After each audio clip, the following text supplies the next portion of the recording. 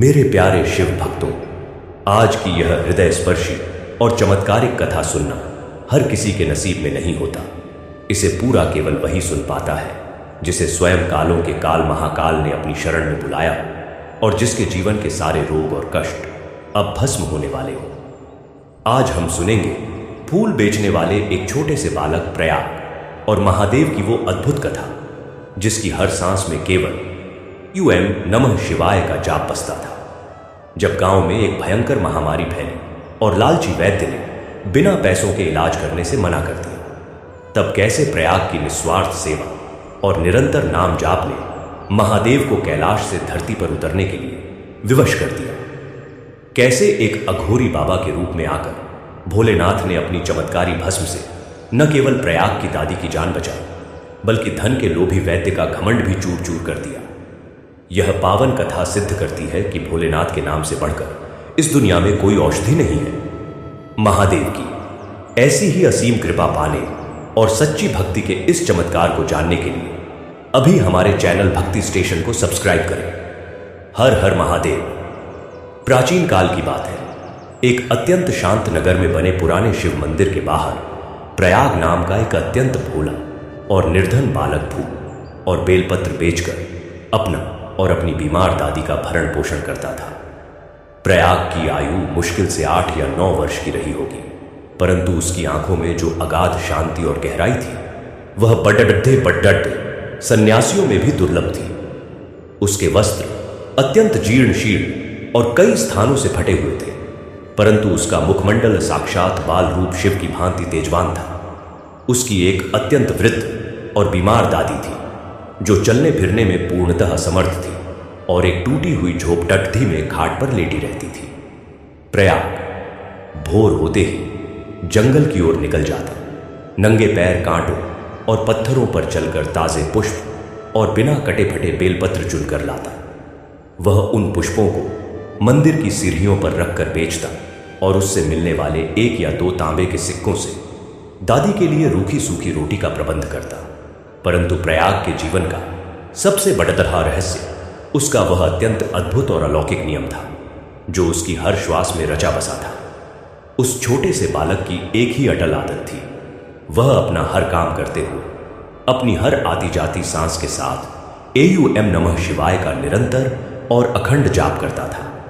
चाहे वह जंगल में कांटों के बीच चल रहा हो, चाहे मंदिर की सीढ़ियों पर बैठा भूखा हो, या चाहे दादी के पैर दबा रहा हो, उसके होठों पर केवल एक ही कंपन होता था, एयूएम नमः शिवाय। एक बार जब वह बहुत छोटा था तो उस शिव मंदिर में एक अत्यंत सिद्ध और विरक्त संत पधारे थे। नन्हे प्रयाग ने उन्हें अपने हिस्से की आधी रोटी खिलाई थी।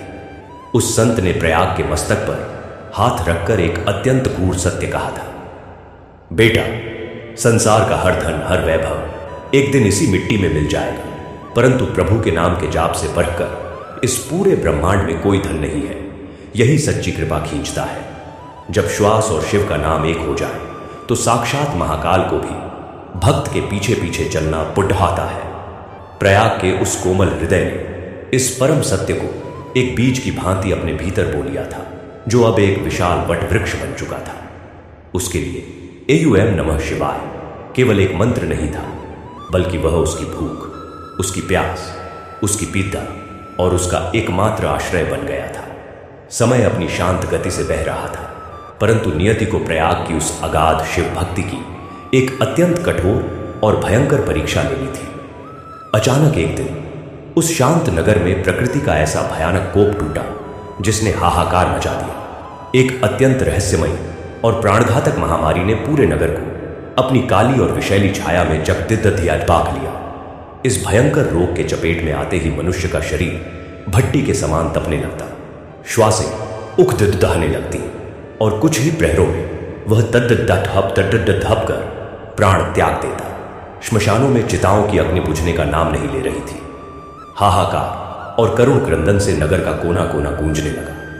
पूरे नगर में केवल एक ही वैद्य था जिसके पास इस प्राणघातक महामारी का उपचार और संजीवनी जद्दी बूटियों का ज्ञान था, परंतु वह वैद्य ज्ञान के साथ साथ अत्यंत लालची, धनलोलुप और अहंकारी था। जब उसने देखा कि मृत्यु का तांडव मच रहा है और लोगों के प्राण संकट में हैं, तो उसने अपनी चिकित्सा को एक अत्यंत क्रूर व्यापार बना लिया। उसने घोषणा कर दी कि वह उसी रोगी का उपचार करेगा जो उसे भारी स्वर्ण मुद्राएं लाकर देगा। जिनके पास धन था उन्होंने अपनी संपत्ति बेचकर प्राण बचा लिए, परंतु दरिद्रों के लिए मृत्यु ही एकमात्र विकल्प शेष रह गया। उस लालची वैद्य के द्वार पर निर्धन लोग अपने मरते हुए बच्चों और परिजनों को लेकर विलाप करते, उसके पैर पकड़ी डिढते, परंतु वह पाषाण हृदय वैद्य उन्हें धक्के मारकर बाहर निकाल देता और कहता, बिना स्वर्ण के मेरी जद्दी बूटियां नहीं मिलेंगी। क्या मैं यहां दानशाला खोलकर बैठा हूं? संकट की इस भयंकर घड़ी में प्रयाग की वृद्ध और असहाय दादी भी उस प्राणघातक महामारी की चपेट में आ गई। उनका शरीर ज्वर से कांपने लगा और प्राण कंठ में अटक गए। नगर के अन्य कई दरिद्र लोग भी उसी रोग से तड्डेहा झेप रहे थे। प्रयाग के पास न तो कोई स्वर्ण मुद्रा थी और न ही कोई सांसारिक सहारा। उसके पास तो कल के भोजन के लिए एक तांबे का सिक्का भी नहीं था। किसी भी अन्य बालक के लिए यह हताशा और रुदन का क्षण होता, परंतु प्रयाग के भीतर का वह निष्काम और दृढ़ शिव भक्त तनिक भी विचलित नहीं हुआ। उसने उस लालची वैद्य के भवन की ओर एक बार भी नहीं देखा। उसे ज्ञात था कि जहां घोर लालच और अहंकार हो, वहां से प्राप्त औषधि भी विष के समान है। वह दौड़कर अपनी दादी के पास गया, उनके तपे हुए मस्तक को चूमा और कहा, दादी तुम चिंता मत करना, मेरे भोलेनाथ संसार के सबसे बढ़ते वैद्य हैं, उनका नाम ही हमारी संजीवनी है। प्रयाग ने दादी को और उन सभी तटडपते हुए दरिद्र रोगियों को उसी प्राचीन शिव मंदिर की सीढ़ियों पर लाकर सुला दिया और फिर आरंभ हुई उस नन्हे बालक की वह अत्यंत भयंकर, कठोर और रोंगटे खड्डे कर देने वाली परीक्षा। प्रयाग ने अन्न और जल का पूर्णतः त्याग कर दिया। वह मंदिर की उस चौखट पर बैठ गया और उसने अपना नाम जाप इतना तीव्र और एकाग्र कर दिया कि उसके रोम रोम से एवं नमः शिवाय की अलौकिक ध्वनि प्रस्फुटित होने लगी। वह दिन रात बिना पलक झपकाए शिव के ध्यान में लीन रहने लगा। समय समय पर वह उठता, मंदिर के अत्यंत प्राचीन और पवित्र कुंड से अपनी छोटी सी अंजलि में जल भरकर लाता और उन मरणासन्न रोगियों और अपनी दादी के सूखे होठों पर यह कहते हुए डालता, यह भोलेनाथ का प्रसाद है, इसे पी लो, हर हर महादेव। वह केवल जल नहीं था, वह एक 8 वर्ष के बालक की अगाध श्रद्धा, उसका अविरल नाम जाप और उसका वह विश्वास था जिसे ब्रह्मांड की कोई शक्ति डिगा नहीं सकती थी। परंतु संसार की दृष्टि में वह केवल एक अबोध बालक की मूर्खता थी। जब उस अहंकारी और लालची वैद्य को यह बात ज्ञात हुई कि वह निर्धन बालक मंदिर की सीढ़ियों पर बैठकर पानी पिला रहा है, तो वह अपने रथ पर सवार होकर वहां आया। उसने उन तटढपते हुए रोगियों और उस नन्हे प्रयाग को देखकर एक अत्यंत विभत्स और क्रूर अट्टहास किया। उसने व्यंग्य बाण छोड़ देते हुए कहा, अरे ओ मूर्ख बालक, क्या तेरा मस्तिष्क इस महामारी के ताप से भ्रष्ट हो गया है? जो भयंकर रोग मेरी बहुमूल्य और दुर्लभ जद्दी बूटियों के बिना शांत नहीं हो सकता, क्या वह केवल कुंड का पानी पिलाने और इस प्रकार पत्थर के सामने बैठकर बड़बड़ाने से ठीक हो जाएगा? यदि तेरा यह नाम जाप इतना ही शक्तिशाली है, तो क्यों नहीं तेरा महादेव आकर इन्हें बचा लेता? व्यर्थ में इन दरिद्रों को जल पिलाकर इनकी मृत्यु को और कष्टदायक मत बना। प्रयाग ने अपनी आंखें नहीं खोली। उस अहंकारी वैद्य के विषैले शब्द उसके कानों तक पहुंचे अवश्य, परंतु उसके अंतर्मन में गूंज रहे जय शिव शंभु यूएम नमः शिवाय के प्रचंड नाद ने उन शब्दों को वहीं भस्म कर दिया।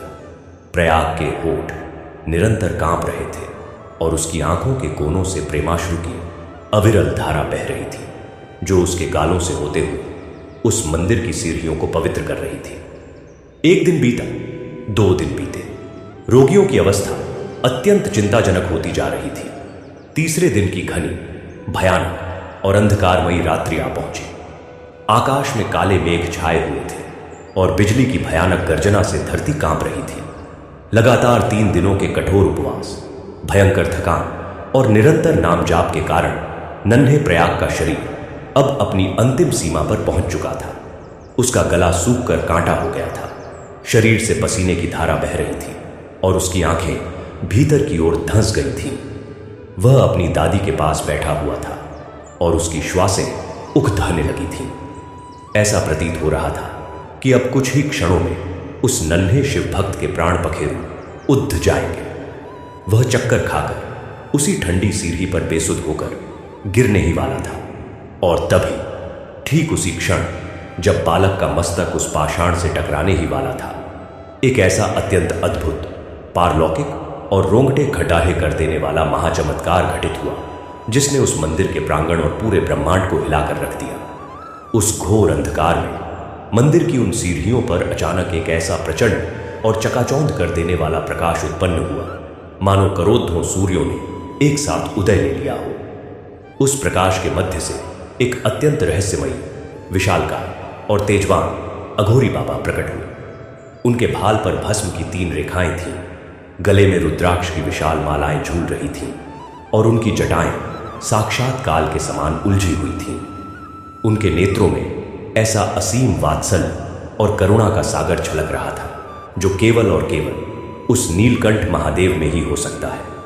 उस अघोरी ने आगे बढ़कर हवा में ही उस गिरते हुए नन्हे प्रयाग को अपने अत्यंत कोमल और शक्तिशाली हाथों से थाम लिया। अघोरी के स्पर्श मात्र से प्रयाग के क्षीण शरीर में एक ऐसी अकल्पनीय और ब्रह्मांडीय ऊर्जा का संचार हुआ कि उसकी सारी थकान, भूख और प्यास एक ही क्षण में वाष्प बनकर उद्ध गई। प्रयाग ने अपनी आंखें खोली और उस अघोरी के अलौकिक रूप को देखकर वह भाव विभोर हो गया। अघोरी बाबा ने अत्यंत वात्सल्य से प्रयाग के सिर पर अपना हाथ फेरते हुए एक ऐसे गंभीर, मधुर और ब्रह्मांड को गुंजाने वाले स्वर में कहा, उठ मेरे बच्चे, तेरा यह निरंतर जाप, तेरी यह हर श्वास का स्पंदन इन सीढ़ियों से उठकर सीधे कैलाश तक पहुंच चुका है। जब भक्त का नाम जाप इतना निष्काम और निस्वार्थ हो जाता है, तो स्वयं महाकाल को श्मशान की राख छोड़ धकर आना ही पुण्य ढाता है। तेरा यह विश्वास सत्य है मेरे बच्चे। नाम से बढ़ता कोई धन नहीं, नाम से बढ़ती कोई संजीवनी नहीं।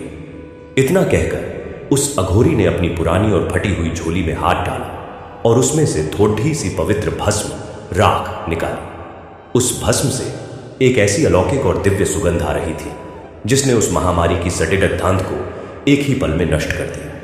अघोरी ने वह भस्म प्रयाग के छोटे छोटे हाथों में रखते हुए कहा, ले मेरे लाल, इस भस्म को उस कुंड के जल में मिला दे और अपनी दादी सहित इन सभी दरिद्रों को पिला दे। यह भस्म नहीं, मेरे महाकाल का अमोघ अस्त्र है, जो मृत्यु को भी परास्त कर सकता है। प्रयाग के नेत्रों से अश्रुओं की झड्ड ही लग गई। उसने रोते हुए वह भस्म ली और अघोरी के चरणों में गिरकर कहा, हर हर महादेव, जय शिव शंभु। प्रयाग दौड़ कर कुंड के पास गया। उसने वह भस्म जल में मिलाई और अपनी दादी के सूखे होठों से उस जल की कुछ बूंदें लगा दी।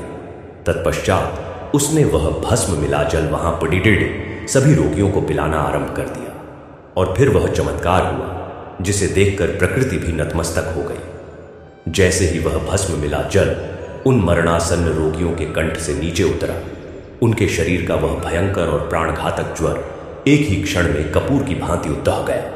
उनकी उगदधती हुई श्वासें शांत हो गई। नीले पटित चुके शरीरों में पुनः लालिमा लौट आई, और जो लोग मृत्यु की अंतिम घरधियां गिन रहे थे, वे पूर्णतः स्वस्थ होकर उठ बैठे। दादी ने अपनी आंखें खोली और प्रयाग को गले से लगाया। पूरे मंदिर के प्रांगण में ओम नमः शिवाय, जय शिव शंभु की प्रचंड और गगनभेदी गूंज उठने लगी। प्रयाग ने जब मुद्दकर उस अघोरी बाबा को धन्यवाद देने के लिए देखा, तो उसके रोंगटे खड़े हो गए। वहां कोई अघोरी नहीं था। वह चकाचौंध कर देने वाला प्रकाश भी लुप्त हो चुका था। वहां ठीक उसी सीढ़ी पर जहां वे अघोरी खटाहे थे, केवल एक अत्यंत छोटा सा अलौकिक डमरू रखा हुआ था, जिससे अभी भी डम डमन की अत्यंत क्षीण परंतु अत्यंत मधुर और शिव तत्व से भरी ध्वनि आ रही थी। प्रयाग फूट फूट कर रोने लगा। वह समझ गया कि उसके उस अखंड नाम जाप की पुकार सुनकर स्वयं देवों के देव महादेव श्मशानवासी अघोरी का रूप धारण करके आए थे। अगली सुबह जब यह समाचार उस लालची और अहंकारी वैद्य तक पहुंचा कि मंदिर की सीढ़ियों पर पढ़ीज दे सभी रोगी बिना उसकी औषधियों के पूर्णतः स्वस्थ हो गए हैं, तो वह तिलमिलाता हुआ वहां पहुंचा। जब उसने उन लोगों को पूर्णतः स्वस्थ और ऊर्जावान देखा तो उसके पैरों के नीचे से धरती खिसक गई। उसने उस नन्हे प्रयाग को देखा जिसके हाथ में वह साक्षात शिव का अलौकिक डमरू था और जिसके मुख से अभी भी ईयूएम नमः शिवाय का अखंड जाप चल रहा था। उस वैद्य का वह सारा ज्ञान का अहंकार, धन का वह भयंकर लालच और उसकी वह श्रेष्ठता की झूठी दीवार कांच की भांति चकनाचूर हो गई। उसे अपनी अत्यंत नीचता और अपने पापों का भयंकर भान हुआ। वह वैद्य जो कल तक स्वर्ण मुद्राओं के बिना किसी रोगी की ओर देखता तक नहीं था, वह आज अपने उन बहुमूल्य रेशमी वस्त्रों को फाड़ धता हुआ, विलाप करता हुआ सीधे उस नन्हे और निर्धन प्रयाग के चरणों में गिर पटाता। वह फूट फूट कर रोते हुए और अपने आंसुओं से प्रयाग के उन धूल भरे चरणों को धोते हुए चित्कार करने लगा, त्राहिमाम प्रयाग, मुझे क्षमा कर दो। मेरे इस भयंकर लालच ने मेरी आंखों पर अज्ञान की पट्टी बांध दी थी। मैं सोचता था कि मेरी जद्दी बूटियां और मेरा यह स्वर्ण ही सबसे बढ़ती शक्ति है, परंतु आज तुमने मुझे सिद्ध कर दिया कि सबसे बढ़ती चिकित्सा, सबसे बढ़ती संजीवनी और सबसे बढ़ता धन केवल उस परमपिता के नाम में है। मेरा यह सारा वैभव तुम्हारे इस डमरू और तुम्हारे इस अखंड जाप की एक श्वास के आगे केवल मलमूत्र के समान है। मुझे इस नरक से निकाल लो मेरे बच्चे। मेरे भीतर का यह लालच मुझे जला रहा है। हर हर महादेव। प्रयाग के हृदय में उस वैद्य के प्रति कोई द्वेष या घृणा नहीं थी। वह तो साक्षात करुणा के सागर महादेव का सच्चा भक्त था। प्रयाग ने अत्यंत वात्सल्य से उस अहंकारी वैद्य को उठाया और कहा, वैद्यराज, औषधि देना आपका धर्म है, परंतु जब उस औषधि में लालच मिल जाता है तो वह विष बन जाती है। यदि आप अपने इस ज्ञान को प्रभु का प्रसाद मानकर इन दीन दुखियों की सेवा में लगाएंगे तो आपकी हर औषधि में साक्षात शिव का वास होगा। प्रभु का नाम लेते रहिए, वही सबसे बढ़ता धन है। उस लालची वैद्य का जीवन उसी क्षण पूर्णतः परिवर्तित हो गया। उसने अपनी सारी धन संपत्ति, अपना वह विशाल भवन और अपना सारा ज्ञान उस नगर के दरिद्रों और असहायों की निःस्वार्थ सेवा के लिए समर्पित कर दिया। वह वैद्य अब अपनी हर औषधि देने से पूर्व रोगी से एयूएम नमः शिवाय का उच्चारण करवाता और स्वयं भी अखंड नाम जाप में लीन रहने लगा। नगर का वह भयंकर संकट सदा सदा के लिए टल गया और वह शांत नगर अब एक अत्यंत जागृत शिव तीर्थ में परिवर्तित हो गया। परंतु प्रयाग की वह अगाध शिव भक्ति और उसका वह अखंड नाम जाप यहां रुकने वाला नहीं था। उस डमरू को अपने हृदय से लगाए प्रयाग की वह अलौकिक यात्रा अब एक ऐसे अनंत मार्ग की ओर अग्रसर हो रही थी जहां मनुष्य के भीतर छिपे हुए अहंकार, मोह और अज्ञान के अत्यंत गहरे और सूक्ष्म अंधकारों को नष्ट करना था। प्रयाग की आयु अवश्य छोटी थी, परंतु उसकी आत्मा साक्षात उस अनादि और अनंत शिव तत्व में विलीन हो चुकी थी। नगर से बहुत दूर एक अत्यंत घने, भयावह और रहस्यमयी वन के पार एक राज्य था जिसे स्वर्ण नगरी कहा जाता था। इस राज्य का राजा विक्रमजीत था। राजा विक्रमजीत को अपने बाहुबल, अपनी सत्ता और अपने अथाह खजाने पर इतना भयंकर और विभत्स अहंकार था कि उसने अपने राज्य में किसी भी देवी देवता के मंदिर के निर्माण या किसी भी प्रकार के नाम जाप पर कठोर प्रतिबंध लगा रखा था। उसका मानना था कि जिस राजा की तलवार के आगे लाखों मस्तक झुकते हो, उसे किसी अदृश्य सत्ता या ईश्वर के आगे मस्तक झुकाने की क्या आवश्यकता है। वह स्वयं को ही अपनी प्रजा का विधाता मानता था। उसने घोषणा कर रखी थी कि जो भी व्यक्ति राज्य में किसी ईश्वर का नाम लेगा उसकी जिह्वा काट ली जाएगी। जब नन्हा प्रयाग अपनी उसी फटी हुई धोती में, नंगे पैर, गले में रुद्राक्ष की माला पहने और एक हाथ में वह अलौकिक डमरू लिए उस स्वर्ण नगरी की सीमाओं में प्रविष्ट हुआ तो वहां के लोग उस बालक को देखकर अत्यंत भयभीत हो गए। प्रयाग के होठों पर तो वही अमृतमयी गूंज थी, एयूएम नमः शिवाय, हर हर महादेव। प्रजाजनों ने प्रयाग को घेर लिया और अत्यंत व्याकुलता से कहा, अरे बालक, चुप हो जा। क्या तुझे अपने प्राणों का मोह नहीं है? हमारे राजा विक्रमजीत ने इस नाम के उच्चारण पर मृत्युदंड की आज्ञा दे रखी है। वह अत्यंत क्रूर है। यदि उसके सैनिकों ने तेरे मुख से यह शिव नाम सुन लिया तो वे तेरी जिह्वा काट देंगे। लौट जा यहां से। परंतु प्रयाग के मुखमंडल पर कोई भय या व्याकुलता नहीं थी। उसकी आंखों में तो वही अगाध शांति और करुणा थी। उसने मुस्कुराते हुए कहा, हे काका, जो नाम मेरी श्वासों में बस चुका है उसे कोई राजा कैसे काट सकता है। यह जिह्वा कट भी जाए तो मेरा रोम रोम इस नाम का उच्चारण करेगा। राजा का अधिकार केवल इस नश्वर शरीर पर हो सकता है, आत्मा पर नहीं। और जो आत्मा उस नीलकंठ के नाम से जुद्ध गई हो उसे मृत्यु का कैसा भय। प्रयाग चलता हुआ सीधे उस राजा विक्रमजीत के राजमहल के मुख्य द्वार पर आ पहुंचा। द्वारपालों ने जब एक निर्धन और फटे हाल बालक को निर्भय होकर एम नमः शिवाय का गगनभेदी जाप करते हुए देखा तो वे क्रोध से पागल हो उठे। उन्होंने अपने भाले और तलवारें निकाल ली। रुक जा अज्ञानी बालक, तूने हमारे राजा की आज्ञा का उल्लंघन किया है, अब तुझे कोई नहीं बचा सकता। प्रयाग अपने स्थान पर अचल खड़दहा रहा। उसने अपनी आंखें बंद की और अपनी उस छोटी सी अंजलि में उस डमरू को थामा। उसने अत्यंत प्रेम से उस डमरू को बजाना आरंभ किया। डम डम डम। वह कोई साधारण डमरू की ध्वनि नहीं थी। वह ध्वनि साक्षात महाकाल के उस अनाहत नाद का प्रकटीकरण थी जो सृष्टि के आरंभ में गूंजी थी। उस छोटे से डमरू से उत्पन्न होने वाली ध्वनि इतनी प्रचंड, पारलौकिक और हृदय को बेद देने वाली थी कि महल के द्वारपालों के हाथों से उनके अस्त्र शस्त्र स्वतः ही छूटकर धरती पर गिर पड़े। उनका शरीर उस ध्वनि के कंपन से सुन्न पड़ा गया। वे न तो आगे बढ़ पा रहे थे और न ही उस बालक को रोक पा रहे थे। डमरू की वह ध्वनि गुड़ाई राजमहल की मोटी मोटी और स्वर्ण झद्दित दीवारों को चीरती हुई सीधे राजा विक्रमजीत के राजदरबार में प्रविष्ट हुई। राजा विक्रमजीत अपने ऊंचे सिंहासन पर बैठा अपने बाहुबल का अहंकार पूर्ण प्रदर्शन कर रहा था। अचानक उस नाद ने उसके पूरे दरबार को झकझोर कर रख दिया। दरबार की छत पर लगे हुए स्वर्ण के झूमर कांपने लगे और राजा विक्रमजीत के सिंहासन की नींव हिलने लगी। राजा क्रोध और आश्चर्य से अपनी म्यान से तलवार निकालते हुए चीखा, यह कैसी ध्वनि है? मेरे इस राज्य में किसमें इतना दुस्साहस है जो मेरी आज्ञा का उल्लंघन कर यह नाद कर रहा है? सैनिकों, उस अपराधी को जंजीरों में जकड़ दे कर मेरे समक्ष प्रस्तुत करो। सैनिक दौड़ते हुए द्वार पर गए और उन्होंने देखा कि एक 8 वर्ष का निर्धन बालक आंखें बंद किए डमरू बजा रहा है और उसके रोम रोम से एम नमः शिवाय की ध्वनि प्रस्फुटित हो रही है। सैनिक चाहकर भी उस बालक को छू नहीं पा रहे थे क्योंकि उसके चारों ओर एक ऐसा अलौकिक और तेजोमय शिव कवच निर्मित हो गया था जो किसी भी लौकिक अस्त्र को भस्म कर सकता था। विवश होकर राजा विक्रमजीत स्वयं अपनी नंगी तलवार लेकर क्रोध से फुफकारता हुआ राजमहल के द्वार पर आया।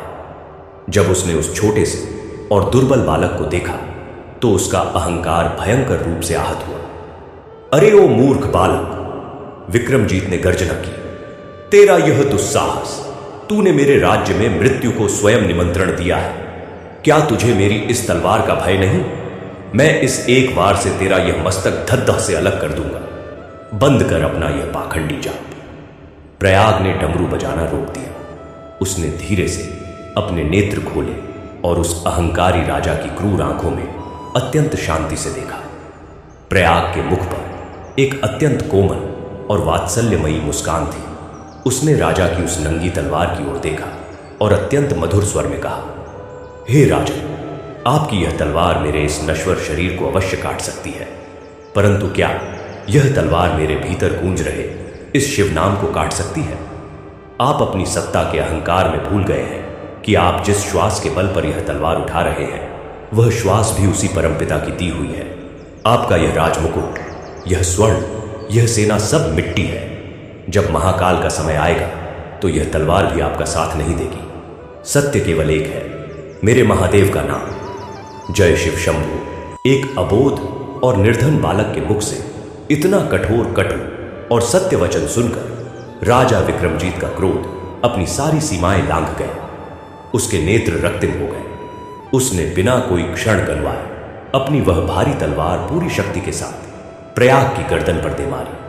परंतु साक्षात महाकाल का वह रोंगटे खड़दद्दे कर देने वाला और अकल्पनीय चमत्कार पुनः घटित हुआ। जैसे ही राजा विक्रमजीत की वह तीक्ष्ण और अजेय तलवार प्रयाग की कोमल गर्दन को स्पर्श करने वाली थी। एक अत्यंत भयंकर कटिड्याधाकप की ध्वनि हुई। वह लौह की भारी तलवार हवा में ही किसी अदृश्य और अत्यंत कठोर वज्र से टकराकर सैकड़ों टुकड़ों में टूटकर बिखर गए। लोहे के टुकड़े धरती पर ऐसे गिरे मानो किसी ने कांच को तोड़ दिया हो। राजा विक्रमजीत की आंखें फटी की फटी रह गई। उसका हाथ हवा में ही झटधवत हो गया। वह समझ नहीं पा रहा था कि उसकी वह अजेय तलवार एक अबोध बालक की कोमल गर्दन पर लगकर टूट कैसे गई। और इससे पूर्व कि राजा कुछ समझ पाता, उस छोटे से डमरू से एक अत्यंत तीव्र और चकाचौंध कर देने वाली नीली ज्योति प्रस्फुटित हुई। उस ज्योति ने पूरे राजमहल को अपनी चपेट में ले लिया और उस प्रकाश के मध्य से राजा विक्रमजीत को एक ऐसा भयानक और मनोवैज्ञानिक दृश्य दिखाई दिया जिसने उसकी आत्मा को चीर कर रख दिया। विक्रमजीत ने देखा कि उसका वह सारा विशाल साम्राज्य, उसका वह स्वर्ण का सिंहासन, उसकी अजेय सेना, सब कुछ श्मशान की राख में परिवर्तित हो गया है। उसने देखा कि महाकाल का कालचक्र घूम रहा है और उसका वह अहंकार रूपी शरीर उसी भस्म में पडिड्डा एस डेडारोहा पर रहा है। उसने देखा कि इस पूरे ब्रह्मांड में कुछ भी सत्य नहीं है, कुछ भी अमर नहीं है, सब कुछ नष्ट हो रहा है। और उस भयंकर विनाश और राख के बीच केवल एक ही ध्वनि अमर होकर गूंज रही है, एयुएम नमः शिवाय, एयुएम नमः शिवाय, एयुएम नमः शिवाय। यह दृश्य इतना भयानक, इतना सत्य और इतना पारलौकिक था कि विक्रमजीत का वह पाषाण हृदय और उसका वह भयंकर राजसी अहंकार एक ही क्षण में चकनाचूर हो गया। उसकी आंखों के आगे पडिड्डा हुआ सत्ता और बाहुबल का वह मोतियाबिंद हमेशा के लिए फूट गया। उसे अपने प्राणों की तुच्छता और शिव नाम की अगाध शक्ति का साक्षात भान हो गया। विक्रमजीत की सांसें अटक गई। उसका शरीर थर थर कांपने लगा। उसके सिर से उसका वह स्वर्ण झद्दित राजमुकुट स्वतः ही गिरकर धूल में मिल गया। वह राजा जिसके आगे लाखों योद्धा कांपते थे, वह आज उस 8 वर्ष के नन्हे प्रयाग के सामने घुटनों के बल गिर पड़े डरता। वह फूट फूट कर अत्यंत भयानक स्वर में विलाप करते हुए प्रयाग के उन नंगे और धूल भरे चरणों को अपने आंसुओं से धोने लगा। त्राहिमाम प्रयाग, त्राहिमाम! विक्रमजीत चीत्कार कर उठा, मुझे क्षमा कर दो। मेरे इस भयंकर अहंकार ने मुझे अंधा कर दिया था। मैं अपनी इस तुच्छ तलवार को ही ब्रह्मांड की शक्ति मान बैठा था, जबकि सबसे बढ़ता अस्त्र, सबसे बढ़ता रक्षक तो केवल तुम्हारे होठों पर गूंज रहा, यह शिव नाम है। मेरी यह तलवार तुम्हारे इस अखंड जाप की एक गूंज के सामने भी टिक नहीं सकी। तुमने आज मेरे इस अज्ञान के नरक को तोड़ दिया। मुझे इस पाप कर्म से मुक्त करो मेरे गुरुदेव। मुझे इस नाम जाप की शरण में ले लो। हर हर महादेव, हर हर महादेव। प्रयाग ने अत्यंत वात्सल्य से उस अहंकारी राजा को अपने छोटे छोटे हाथों से उठाया। प्रयाग के मुख पर कोई विजय का उन्माद या उस राजा को पराजित करने का अभिमान नहीं था। उसने अत्यंत प्रेम से विक्रमजीत के आंसुओं को पोंछते हुए कहा, राजन, ईश्वर किसी भी राज्य या तलवार के अधीन नहीं है। वे तो केवल उस सच्चे प्रेम और निष्काम भाव के अधीन हैं जो एक भक्त के हृदय में होता है। अपनी सत्ता को अहंकार का नहीं अपितु सेवा का माध्यम बनाइए। जिस जिह्वा से आप शिव नाम का उच्चारण रोक रहे थे, आज उसी जिह्वा से इस नाम का गुणगान कीजिए। शिव नाम ही इस भयम सागर से तरने की एकमात्र नौका है। राजा विक्रमजीत का जीवन उसी क्षण पूर्णतः परिवर्तित हो गया। उसने अपने राज्य से वह क्रूर नियम हटा लिया। उसने अपना सारा खजाना अपनी प्रजा की भलाई के लिए खोल दिया और वह स्वयं एक सन्यासी राजा की भांति राजकाज संभालने लगा। उसके राज्य के हर घर से, हर दिशा से अब केवल एयुएम नमः शिवाय की अत्यंत पावन और मंगलकारी ध्वनि गूंजने लगी। वह स्वर्ण नगरी अब एक वास्तविक शिव नगरी बन चुकी थी। परंतु नन्हे प्रयाग की वह अलौकिक यात्रा यहां भी रुकने वाली नहीं थी। उसके अंतर्मन में तो साक्षात शिव का वह आदेश गूंज रहा था जो उसे निरंतर आगे बढ़ने के लिए प्रेरित कर रहा था। उस डमरू को थामे प्रयाग के पग अब एक ऐसे अत्यंत दुर्गम और रहस्यमयी क्षेत्र की ओर अग्रसर हो रहे थे जिसे ज्ञान शिखर कहा जाता था। यह कोई साधारण पर्वत नहीं था, अपितु यह एक ऐसा स्थान था जहां आर्यावर्त के सबसे बढ़ते बढ़ते विद्वान, प्रकांड पंडित, वैयाकरण और शास्त्रों के मर्मज्ञ निवास करते थे। इन विद्वानों का अधिपति महर्षि विद्याधर था। विद्याधर ने अपने जीवन के 60 वर्ष केवल कठिन ग्रंथों को कंठस्थ करने और शास्त्रों की जटिलताओं को सुलझाने में व्यतीत कर दिए थे। उन्हें अपने उस असीम शब्द ज्ञान पर इतना भयंकर और सूक्ष्म अहंकार था कि वे साधारण, अशिक्षित और भावुक मनुष्यों को पशु के समान तुच्छ समझते थे। उनका यह दृढ़ अचमत था कि देवों के देव महादेव केवल उन अत्यंत जटिल और रहस्यमयी यज्ञों की अग्नि में ही प्रकट हो सकते हैं जिनका विधान संस्कृत के उन अत्यंत गूढ़ पोथों में लिखा है। उनका मानना था कि केवल एक अनपरज बालक के नाम जाप से कुछ नहीं होता। ईश्वर को प्राप्त करने के लिए व्याकरण और शास्त्रों का गहन ज्ञान अनिवार्य है। जब प्रयाग अपनी उस मलिन धोती में नंगे पैर और डमरू लिए उस ज्ञान शिखर की अत्यंत पवित्र और शास्त्रार्थ से गूंजती हुई सभा में पहुंचा तो वहां एक अत्यंत गंभीर चर्चा चल रही थी। सैकड़ों विद्वान अपने अपने भारी ग्रंथों के साथ बैठे थे और महर्षि विद्याधर अपने ऊंचे आसन पर विराजमान थे। प्रयाग ने बिना किसी को कोई बाधा पहुंचाए सभा के एक कोने में बैठकर अपनी आंखें बंद कर ली और अपने भीतर उसी अजस्र शिव नाम में लीन हो गए।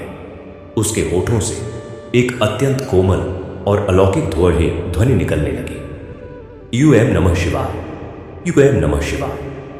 यह सरल और भावपूर्ण ध्वनि उस शास्त्रार्थ के जटिल श्लोकों और अहंकार से भरे वाद विवाद के बीच एक सुमधुर संगीत की भांति गूंजने लगी। परंतु महर्षि विद्याधर का अहंकार इस सरल नाम जाप को सुनकर बुरी तरह तिलमिला उठा।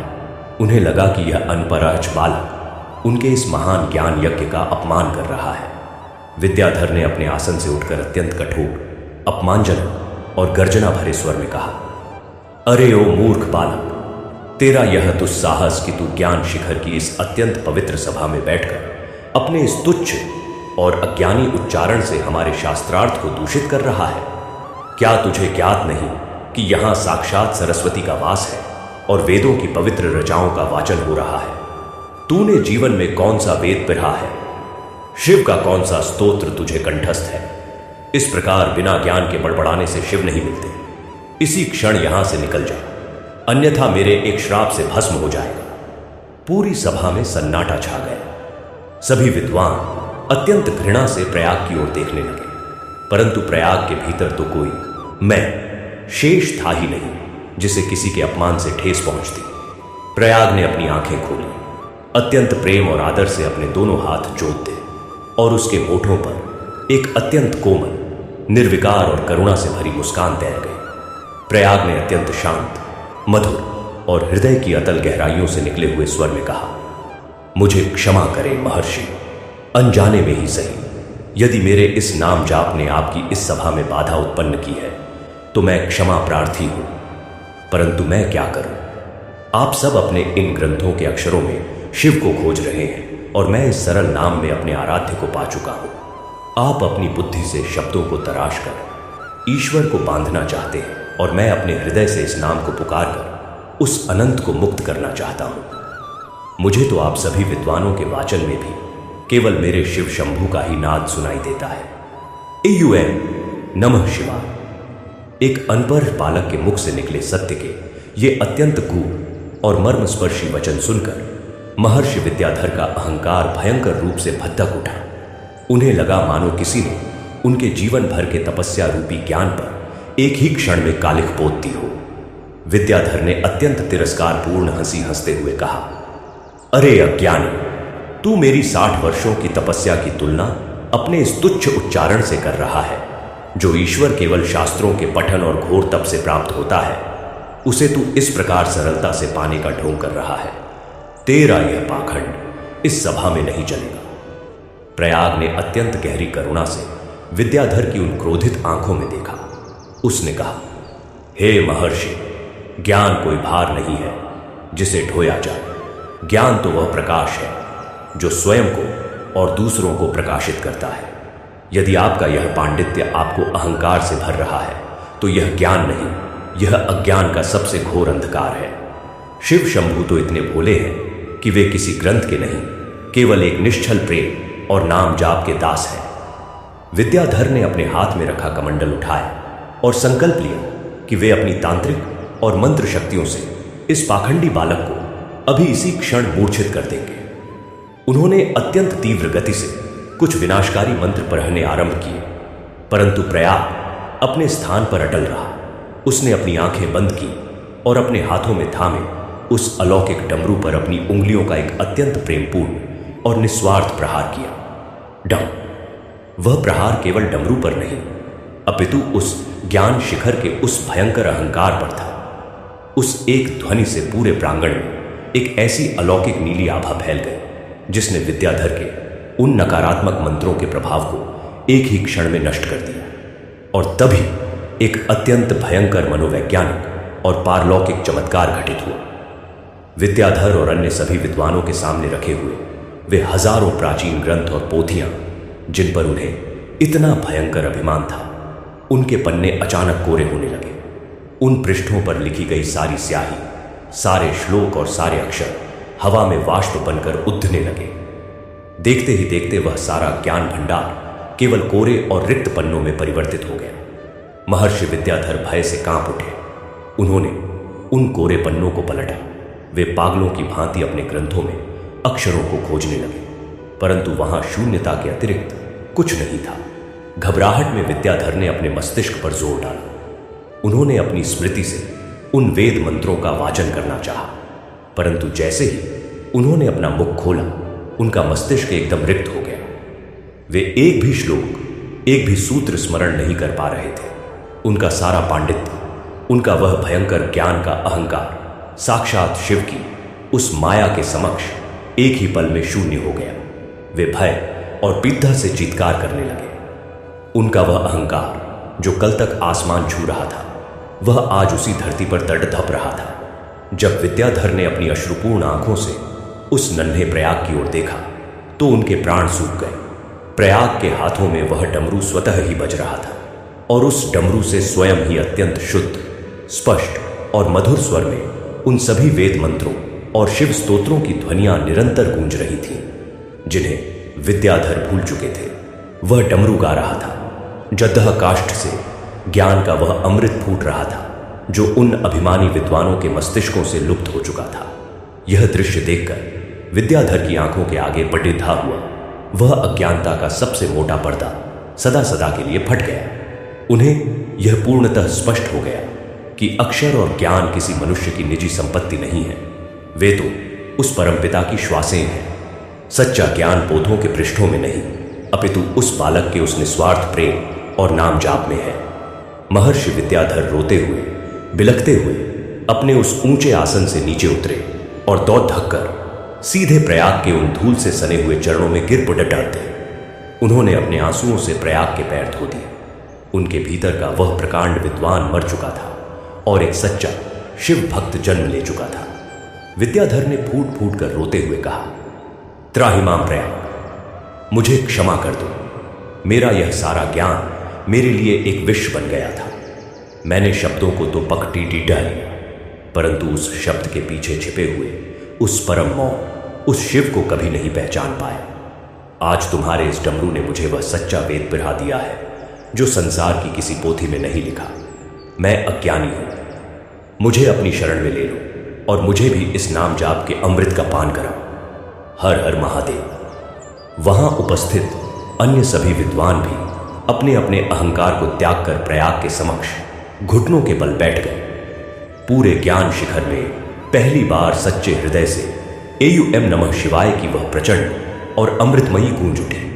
प्रयाग ने अत्यंत वात्सल्य से विद्याधर को उठाया और कहा, हे महर्षि, ज्ञान के साथ जब करुणा और निस्वार्थ प्रेम का संगम होता है, तभी वह ज्ञान वास्तविक शिव तत्व बनता है।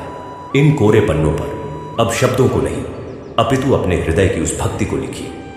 और नन्हे प्रयाग की वह महायात्रा, वह अलौकिक डमरू की ध्वनि अब एक नए और अत्यंत विशाल अंधकार को मिटाने के लिए अपने अगले अनंत मार्ग पर निरंतर अबाध गति से आगे बढ़ती जा रही थी, जो मानव मन की उन अतल गहराइयों में प्रवेश करने के लिए तत्पर थी, जहां सबसे घने मोह और आसक्ति के जाल बिछे हुए हैं। और उसका वह एयुएम नमः शिवाय का अखंड नाद इस संपूर्ण ब्रह्मांड को शिवमय करने के लिए अनवरत गूंजता ही जा रहा था, बिना थके, बिना रुके और उस मोह और आसक्ति के सबसे घने जाल को काटने के लिए नन्हे प्रयाग के वे नंगे और धूल धूसरित पग एक अत्यंत मायावी, सुगंधित और चकाचौंध से भरी नगरी की ओर मुद्ध चले, जिसे पूरे आर्यावर्त में मोह नगरी के नाम से जाना जाता था। यह नगरी बाहर से स्वर्ग के समान प्रतीत होती थी। यहाँ के मार्ग मखमली थे, भवनों से सुगंधित इत्र की वर्षा होती थी और यहाँ के निवासी दिन रात केवल रूप, यौवन, भोग और सांसारिक सुखों की मदिरा में डूबे रहते थे। इस नगरी में जीवन का एकमात्र उद्देश्य शारीरिक सुख और भौतिक संपदा का उपभोग करना था। यहाँ वैराग्य, तपस्या या मृत्यु जैसे शब्दों का उच्चारण करना भी घोर अपराध माना जाता था। इस भयंकर आसक्ति और मोह की नगरी की शासिका महारानी रूपमती थी। रूपमती का सौंदर्य अकल्पनीय था, परंतु वह सौंदर्य प्राकृतिक नहीं था। उसने अपनी तांत्रिक और मायावी शक्तियों के बल पर अपने यौवन को जंजीरों में बांध रखा था। उसे अपनी काया, अपने रूप वौप और अपने सांसारिक आकर्षण पर इतना भयंकर और विभत्स अहंकार था कि वह स्वयं को कामदेव से भी अधिक शक्तिशाली मानती थी। उसका यह दृढ़ आहच विश्वास था कि संसार का कोई भी योगी, कोई भी तपस्वी और कोई भी देवता उसके इस रूप और मोह के माया जाल को नहीं काट सकता। उसने अपने महल के भीतर ऐसे दर्पण लगवा रखे थे जो मनुष्य को उसकी सबसे गहरी और दबी हुई वासनाओं और आसक्तियों का दर्शन कराते थे, और एक बार जो उस माया में पडेड़ी पा जाता, वह जीवन भर के लिए रूपमती का दास बन जाता था। इस नगरी में भगवान शिव, जो कि वैराग्य के साक्षात प्रतीक है और जो श्मशान की भस्म शरीर पर रमाते हैं, उनका नाम लेना पूर्णतः वर्जित था, क्योंकि शिव का नाम रूपमती को शरीर के नश्वर होने का और चिता की भस्म का स्मरण कराता था। जब प्रयाग अपनी उसी मलिन और फटी हुई धोती में शरीर पर धूल लपेटे और हाथों में डमरू लिए उस मोह नगरी के स्वर्ण जर्दित मुख्य द्वार से प्रविष्ट हुआ, तो वहां का वातावरण अचानक एक विचित्र सी हलचल से भर गया। नगरी के लोग, जो अत्यंत बहुमूल्य रेशमी वस्त्रों और आभूषणों से लदे हुए थे, वे उस फटेहाल बालक को देखकर उपहास करने लगे, परंतु प्रयाग के होठों पर तो वही परम शांति और ब्रह्मांड का सबसे बड़ा सत्य गूंज रहा था। AUM नमः शिवाय, AUM नमः शिवाय।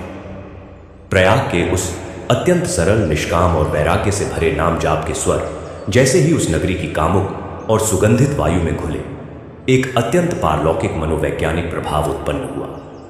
नगरी के वे लोग जो दिन रात मोह की मदिरा में डूबे रहते थे, उन्हें अचानक अपने उन बहुमूल्य वस्त्रों और आभूषणों से एक अजीब सी विरक्ति होने लगी।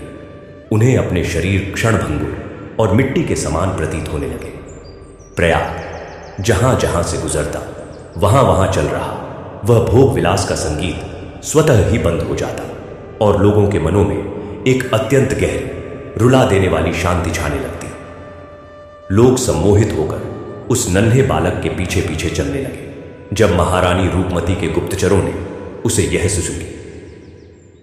यह सूचना दी कि एक मलिन और दरिद्र बालक नगरी में प्रवेश कर चुका है और उसके मुख से निकलने वाले एक वर्जित नाम के कारण पूरी प्रजा मोह भंग का शिकार हो रही है, तो रूपमती का अहंकार किसी नागिन की भांति फुफकार उठा। वह क्रोध से कांप उठी। एक अज्ञानी बालक मेरे इस अजेय मायाजाल को छिन्न भिन्न कर रहा है। मेरी इस मोह नगरी में वैराग्य का यह भद्दा प्रदर्शन, मैं उसे अभी इसी क्षण अपनी सबसे भयंकर माया में फंसाकर उसका यह पाखंडी शिव प्रेम नष्ट कर दूंगी। रूपमती अपने पूरे लाव लश्कर और अपने रूप का भयंकर अहंकार ओढ़े हुए अपने महल से बाहर आई। उसने जब उस 8 वर्ष के नन्हे प्रयाग को देखा, जो आंखें बंद किए अपने डमरू की धुन में मग्न था, तो उसने एक विभत्स अट्टहास किया। अरे ओ दरिद्र और मलिन बालक! रूपमती ने अत्यंत मधुर परंतु विष से भरे स्वर में कहा, तेरा यह पाखंड इस नगरी में नहीं चलेगा। तू जिस शिव का नाम ले रहा है वह तो श्मशान का वासी है, वहां केवल मृत्यु और राख है। देख मेरी इस नगरी को, यहां केवल जीवन, यौवन, सौंदर्य और असीम सुख है। तू अपनी इस दरिद्रता को छोड़ दे मेरे चरणों में आ जा। मैं तुझे इतना धन, इतने खिलौने और इतने सुस्वादु व्यंजन दूंगी कि तू अपने इस शिव को जीवन भर के लिए भूल जाएगा। तेरा यह नाम जाप केवल तेरी भूख का रोना है। प्रयाग ने अपनी आंखें खोली। उसने रूपमती के उस अत्यंत सुंदर परंतु भीतर से पूर्णतः सटीर चुके शरीर को देखा। प्रयाग के नेत्रों में उस सौंदर्य के प्रति कोई आकर्षण नहीं था, बल्कि एक ऐसी अगाध करुणा थी जो किसी रोगी को देखकर एक वैद्य के नेत्रों में होती है। प्रयाग ने अत्यंत वात्सल्य और कोमलता से कहा, हे महारानी, आप जिस शरीर को यौवन और सौंदर्य मानकर पूज रही हैं, वह तो केवल अस्थियों और मांस का एक पिंजरा है, जो एक दिन उसी श्मशान की राख में मिल जाएगा जिससे आप भयभीत हैं। आप भ्रम में जी रही हैं। यह संसार, यह धन, यह रूप सब कुछ एक स्वप्न है। सत्य तो केवल मेरे महादेव का नाम है। इस मोह के जाल को काट दीजिए, अन्यथा जब काल का प्रहार होगा तो आपकी यह माया आपको बचा नहीं पाएगी। जय शिव शंभु। एक फटेहाल बालक के मुख से अपने रूप और अपनी माया का यह भयंकर तिरस्कार सुनकर रूपमती तिलमिला उठे। उसने अपने दांत पीसते हुए कहा, तुझे अपनी इस वैराग्य की बातों पर बहुत अभिमान है ना? अब देख मेरी माया का प्रताप। मैं तेरी इस आत्मा को उस मोह में बांधूंगी जहां से साक्षात देवता भी बाहर नहीं निकल पाते। इतना कहकर रूपमती ने अपने दोनों हाथ हवा में उठाए और अपनी सबसे भयंकर, सूक्ष्म और मनोवैज्ञानिक तांत्रिक माया का प्रयोग नन्हे प्रयाग पर कर दिया। अचानक प्रयाग के चारों ओर का दृश्य पूर्णतः बदल गया। मंदिर, वह नगरी, वे लोग सब अदृश्य हो गए। प्रयाग ने स्वयं को एक अत्यंत भव्य, स्वर्ण से निर्मित और अप्सराओं से घिरे एक अलौकिक महल में पाया। उसके फटे हुए वस्त्र अचानक अत्यंत बहुमूल्य रेशम और हीरों से जद्दित आभूषणों में बदल गए। उसके सामने 56 प्रकार के अत्यंत सुस्वादु व्यंजन सजे हुए थे और सबसे बड़ा प्रहार रूपमती ने प्रयाग की भावनाओं पर किया था। उस मायावी महल के भीतर से प्रयाग की वृद्ध दादी, जो अब पूर्णतः स्वस्थ, जवान और स्वर्ण आभूषणों से लदी हुई थी, वह मुस्कुराती हुई बाहर आई। मायावी दादी ने अपनी बाहें फैलाते हुए अत्यंत मोहक और प्रेम भरे स्वर में पुकारा, आजा मेरे लाल, देख मेरे सारे कष्ट दूर हो गए हैं। हमें संसार का सारा सुख मिल गया है। अब तुझे कांटों पर नंगे पैर चलकर फूल बेचने की आवश्यकता नहीं है। अब तुझे मंदिर की उस ठंडी चौखट पर भूखे पेट बैठकर एवं एम नमः शिवाय का जाप करने की कोई आवश्यकता नहीं है। हमने जो चाहा था वह हमें मिल गया है। अब इस सुख को भोग, छोड़ दे उस डमरू को और मेरी गोद में सो जा। यह एक ऐसा भयंकर और सूक्ष्म मनोवैज्ञानिक प्रहार था जिसके आगे बड़े सन्यासियों और ज्ञानियों का वैराग्य टूटकर बिखर जाता है। एक ऐसा बालक जिसने जन्म से केवल भूख, दरिद्रता और अपनी दादी की पीड़िता तरह देखी हो, उसके लिए इस मायावी सुख को ठुकराना असंभव था। रूपमती अपनी माया के बाहर खड्डदही अट्टहास कर रही थी। उसे पूर्ण विश्वास था कि अब यह बालक डमरू फेंक देगा और उस मायावी दादी की गोद में दौड़ता चला जाएगा। परंतु रूपमती यह भूल गई थी कि प्रयाग के हृदय में शिव का नाम केवल होठों पर नहीं, अपितु उसकी आत्मा की गहराई में खुदा हुआ था। प्रयाग उस मायावी दादी और उस चकाचौंध भरे महल को अत्यंत शांत और स्थिर नेत्रों से देखता रहा। उसके मुख पर कोई लोभ या मोह उत्पन्न नहीं हुआ। उसके भीतर बैठे उस परम शिव तत्व ने उसे तुरंत सचेत कर दिया कि यह सब केवल उस रानी का बिछाया हुआ एक भ्रामक जाल है। प्रयाग जानता था कि उसकी वास्तविक दादी की सबसे बड़ी प्रसन्नता उसके स्वर्ण पहनने में नहीं, अपितु उसके होठों पर गूंजते हुए शिव नाम में है।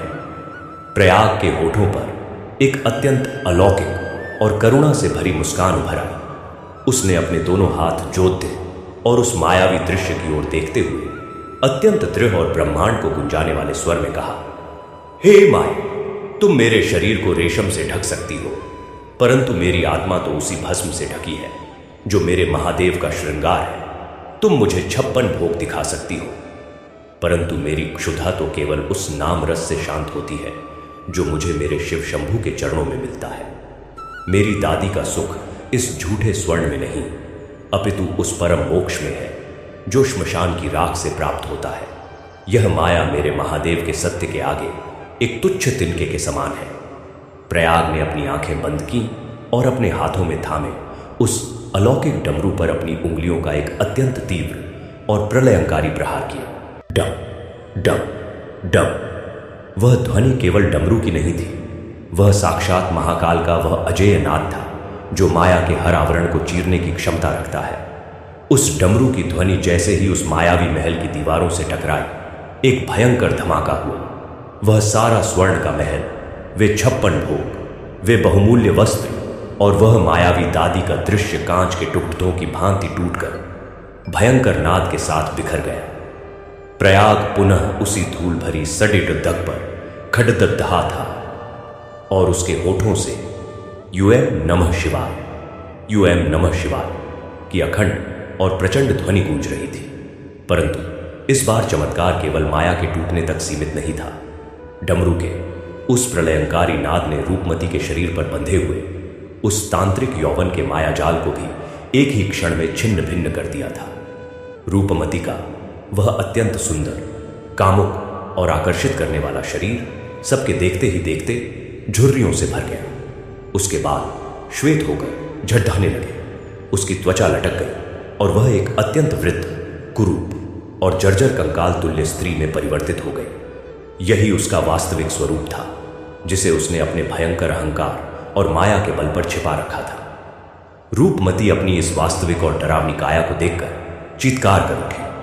उसका वह सारा मोह, उसका वह सारा रूप का अहंकार और उसकी वह वासना का साम्राज्य उसी धूल में तड़डा धप रहा था जहां वह स्वयं गिरी पटा दी थी। उसने अपने हाथों से अपने चेहरे को छिपाने का प्रयास किया, परंतु वहां केवल हड्डियां और ढीली त्वचा शेष थी। उसकी आत्मा भयंकर पीड़ा और आत्मग्लानि से चीख रही थी। नगरी के जो लोग उस माया में डूबे थे, वे जब अपनी रानी की यह वास्तविक और नश्वर अवस्था देखते हैं तो उनका भी सारा मोह भंग हो जाता है। उन्हें अपने ही शरीर से विरक्ति होने लगती है और वे समझ जाते हैं कि इस संसार में यौवन, रूप और धन सब कुछ एक अत्यंत भयानक और छलावा मात्र है।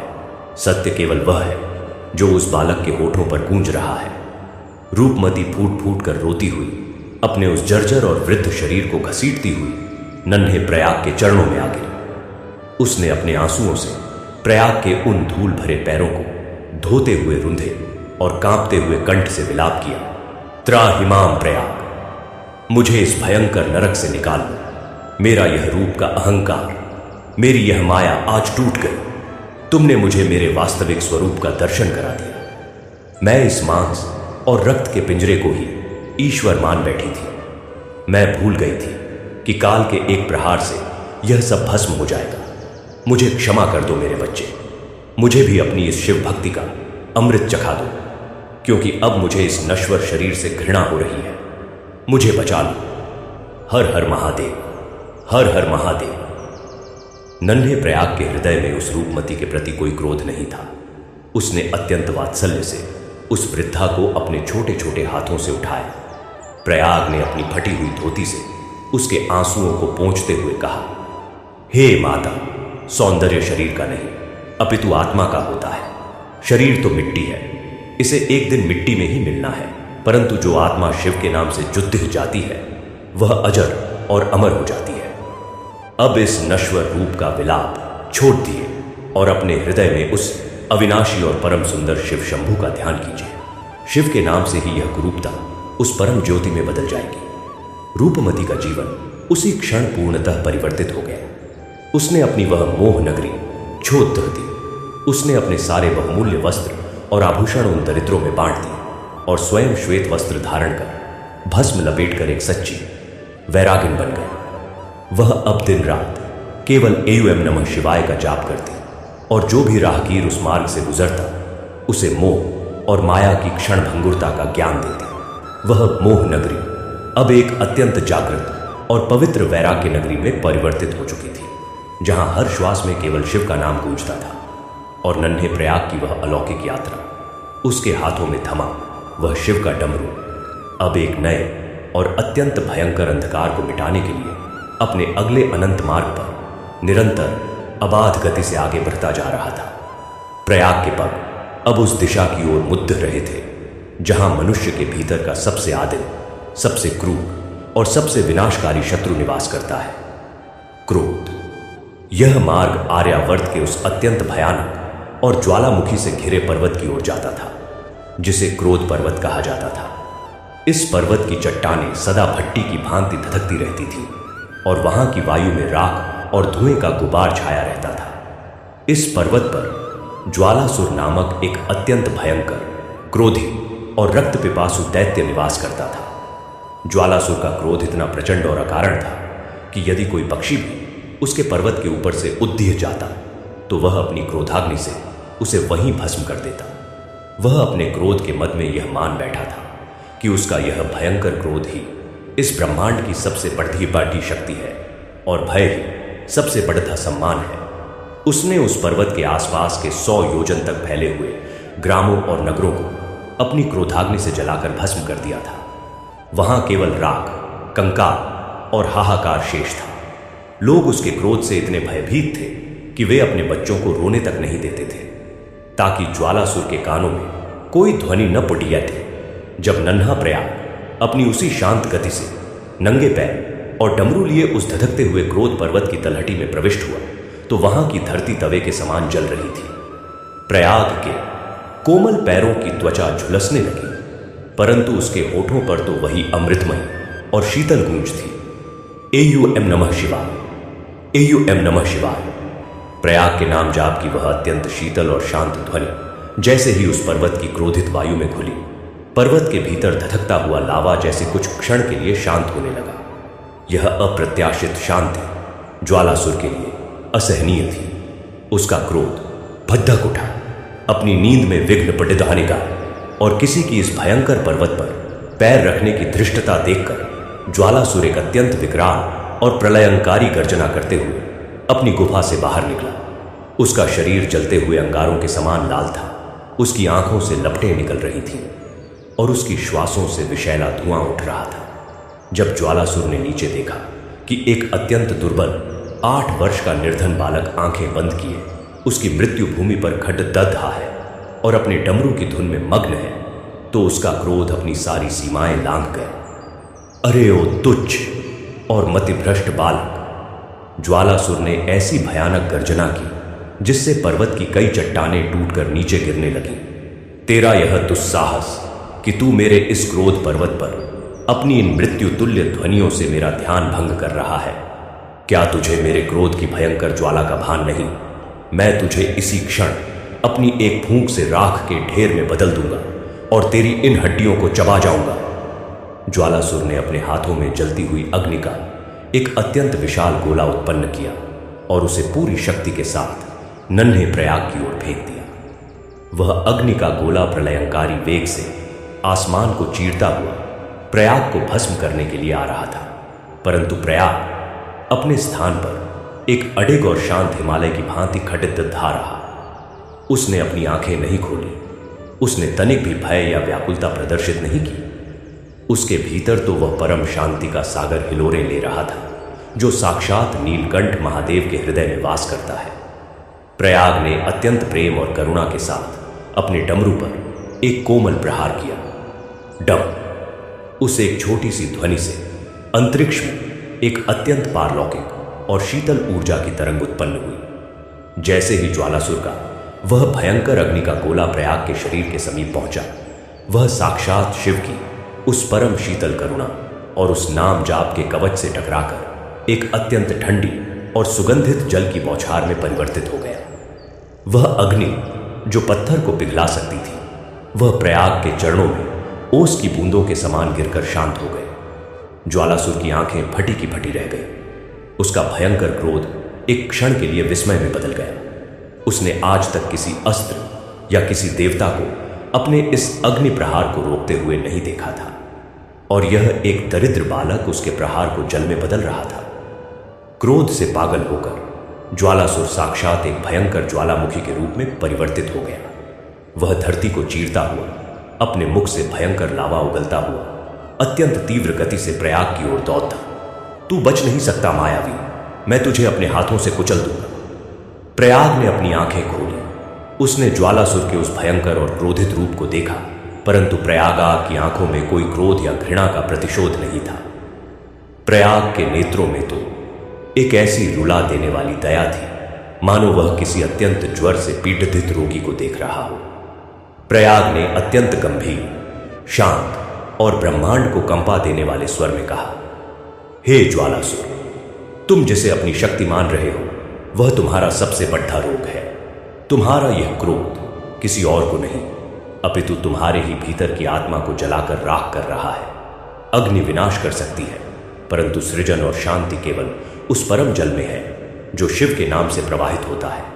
शांत हो जाओ मेरे भाई, इस क्रोध की भट्टी से बाहर आ जाओ। यूएम नमः शिवाय। एक अबोध बालक के मुख से ऐसे वात्सल्य और करुणा भरे शब्द सुनकर ज्वालासुर का क्रोध कुछ क्षण के लिए ठिठका, परंतु उसका अहंकार उसे झुकने नहीं दे रहा था। उसने अपना अत्यंत विशाल और अग्नि से धधकता हुआ हाथ प्रयाग को कुचलने के लिए ऊपर उठाया और तभी साक्षात देवों के देव महादेव का वह रोंगटे खड्डे कर देने वाला महाचमत्कार घटित हुआ, जिसने उस पूरे क्रोध पर्वत के भूगोल को ही परिवर्तित कर दिया। प्रयाग ने अपने डमरू को अपने हृदय से लगाया और अपनी आंखों से करुणा का एक अश्रु उस धरती पर गिराया। जैसे ही प्रयाग का वह अश्रु उस धकती हुई धरती पर गिरा, पर्वत के ठीक मध्य में एक अत्यंत भयंकर विस्फोट हुआ, परंतु यह विस्फोट किसी लावे या अग्नि का नहीं था। उस क्रोध पर्वत की चट्टानें फटी और उनके भीतर से साक्षात गंगा की एक अत्यंत शीतल, पवित्र और वेगवान जलधारा फूट ढांढी। वह जलधारा इतनी प्रचंड और असीम थी कि उसने देखते ही देखते उस पूरे ज्वालामुखी को अपने भीतर समाहित कर लिया। ज्वालासुर का वह अग्नि से धधकता हुआ विशालकाय शरीर उस अत्यंत शीतल और परम पवित्र जलधारा की चपेट में आ गया। जैसे ही उस शिव कृपा रूपी जल ने ज्वालासुर के शरीर को स्पर्श किया, उसके भीतर धधक रही वह युगों पुरानी क्रोध की ज्वाला एक ही पल में छन्न की ध्वनि के साथ पूर्णतः बुझ गई। ज्वालासुर का वह भयानक, लाल और क्रूर शरीर अपना रंग खोने लगा। उसकी आंखों की वह रक्त पिपासा और ज्वाला शांत हो गई। उस शीतल जल के स्पर्श ने उसके हृदय में जमे हुए क्रोध के उन भयंकर विषैले पहाड़ों को पिघला दिया। ज्वालासुर को ऐसा अनुभव हुआ मानो उसके मस्तिष्क से किसी ने करोधों मन का भारी बोझ उतार लिया हो। उसे पहली बार जीवन में एक अकल्पनीय और अत्यंत मधुर शांति का अनुभव हुआ। उसका सारा क्रोध, सारा बल का अहंकार और उसकी वह राक्षसी वृत्ति उसी जलधारा में बहकर नष्ट हो गई। ज्वालासुर एक अत्यंत साधारण, शांत और सौम्य मनुष्य के रूप में परिवर्तित हो गए। वह उस शीतल जल में स्नान करता हुआ फूट फूट कर रोता हुआ बाहर निकला और दौड़ भागकर नन्हे प्रयाग के उन कोमल चरणों में गिर पड़े डरता। ज्वालासुर अपने आंसुओं से प्रयाग के पैर धोते हुए चीत्कार करने लगा, त्राहिमाम प्रयाग, मुझे क्षमा कर दो। मेरा यह क्रोध मेरे लिए एक भयंकर श्राप बन गया था। मैं जीवन भर इस अग्नि में जलता रहा और दूसरों को जलाता रहा। मैंने शांति का अनुभव कभी किया ही नहीं था। तुमने आज अपने इस अश्रु और इस शिव नाम से मेरी आत्मा की इस भयंकर प्यास को बुझा दिया। मेरा यह सारा क्रोध तुम्हारे इस डमरू की एक ध्वनि के आगे भस्म हो गया। मुझे अपनी शरण में ले लो मेरे गुरुदेव। मुझे इस क्रोध के नरक से सदा के लिए मुक्त कर दो। हर हर महादेव, हर हर महादेव। प्रयाग ने अत्यंत वात्सल्य से उस शांत हो चुके मनुष्य को उठाया। प्रयाग ने उसके आंसुओं को पोंछते हुए कहा, हे मेरे भाई, क्रोध वह अग्नि है जो सबसे पहले उसी को जलाती है जो इसे धारण करता है। सबसे बड़ा वीर वह नहीं जो प्रतिशोध में किसी का मस्तक काट दे, अपितु सबसे बड़ा वीर वह है जो करुणा से किसी के हृदय का क्रोध शांत कर दे। शिव का नाम वह शीतल अमृत है जो भयंकर से भयंकर क्रोध को भी प्रेम में बदल देता है। अब इस पर्वत को क्रोध का नहीं अपितु शांति और भक्ति का केंद्र बनाओ। ज्वालासुर का जीवन उसी क्षण पूर्णतः परिवर्तित हो गया। वह पर्वत जो कभी क्रोध की अग्नि उगलता था, वह अब एक अत्यंत शीतल, हरा भरा और सुगंधित तपोवन बन चुका था, जहां से एक निर्मल जलधारा प्रवाहित होती थी। ज्वालासुर अब वहां आने वाले हर राहगीर को वह पवित्र जल पिलाता और शिव के नाम का गुणगान करता। और नन्हे प्रयाग की वह अलौकिक यात्रा, उसके हाथों में थमा वह शिव का डमरू अब एक नए और अत्यंत विशाल अंधकार को मिटाने के लिए अपने अगले अनंत मार्ग पर निरंतर अबाध गति से आगे बढ़ता जा रहा था। प्रयाग के पग अब उस दिशा की ओर मुद्ध रहे थे जहां मनुष्य के भीतर का सबसे गहरा और अदृश्य शत्रु निवास करता है। भय और मृत्यु का संत्रास। यह मार्ग आर्यावर्त के उस अत्यंत सघन और अंधकारमय वन की ओर जाता था जिसे काल वन कहा जाता था। जनश्रुति थी कि इस वन में प्रवेश करने वाले का सामना साक्षात मृत्यु के सायों से होता है। इस वन का कोई भौतिक स्वामी नहीं था, अपितु यहां एक ऐसा भयंकर और मनोवैज्ञानिक संत्रास फैला हुआ था जो मनुष्य की चेतना को ही पंगु बना देता था। लोग इस वन के नाम से ही कांपते थे, क्योंकि यह वन मनुष्य को उसकी मृत्यु का साक्षात दर्शन कराता था और उसे भय से पागल कर देता था। जब नन्हा प्रयाग अपनी उसी फटी हुई धोती में अत्यंत शांत भाव से एयुएम नमः शिवाय काय का अखंड जाप करता हुआ उस काल वन की सीमाओं में प्रविष्ट हुआ, तो वहां का सन्नाटा इतना गहरा था कि हृदय की धड़कन भी बादलों की गर्जना जैसी प्रतीत हो। वृक्षों के पत्ते काले पड़टटह चुके थे और वायु में श्मशान की राख घुली हुई प्रतीत हो रही थी। प्रयाग के प्रवेश करते ही वन की उस भयंकर माया ने अपना खेल आरंभ कर दिया। अचानक प्रयाग के चारों ओर घोर अंधकार छा गया। उस अंधकार के मध्य से अत्यंत भयानक, विकराल और डरावनी आकृतियां उभरने लगीं। वे आकृतियां मृत्यु के दूतों के समान थीं, जिनके हाथों में पाश, फंदे थे और जिनकी आंखों से रक्त टपक रहा था। वे आकृतियां अत्यंत डरावने स्वर में चीखने लगी, तेरा अंत आ गया है बालक, तू यहां से जीवित नहीं लौट सकता। मृत्यु तेरा सत्य है और हम तुझे अभी इसी क्षण काल के मुख में धकेल देंगे। उन भयानक आकृतियों ने प्रयाग को चारों ओर से घेर लिया और अपने पाश उसकी ओर फेंकने आरंभ किए। कोई भी साधारण मनुष्य या बड्डड़दहा से बड्डड़ता शूरवीर भी इस भयंकर मृत्यु के भय के समक्ष अपना संतुलन खो बैठता और भय से अपने प्राण त्याग देता। परंतु प्रयाग की आत्मा तो उस महाकाल से जुद्धा हुई थी, जो स्वयं कालों का भी काल है। जिसके हृदय में शिव का वास हो, उसे मृत्यु का कैसा भय। प्रयाग अपने स्थान पर अचल खड़ा रहा।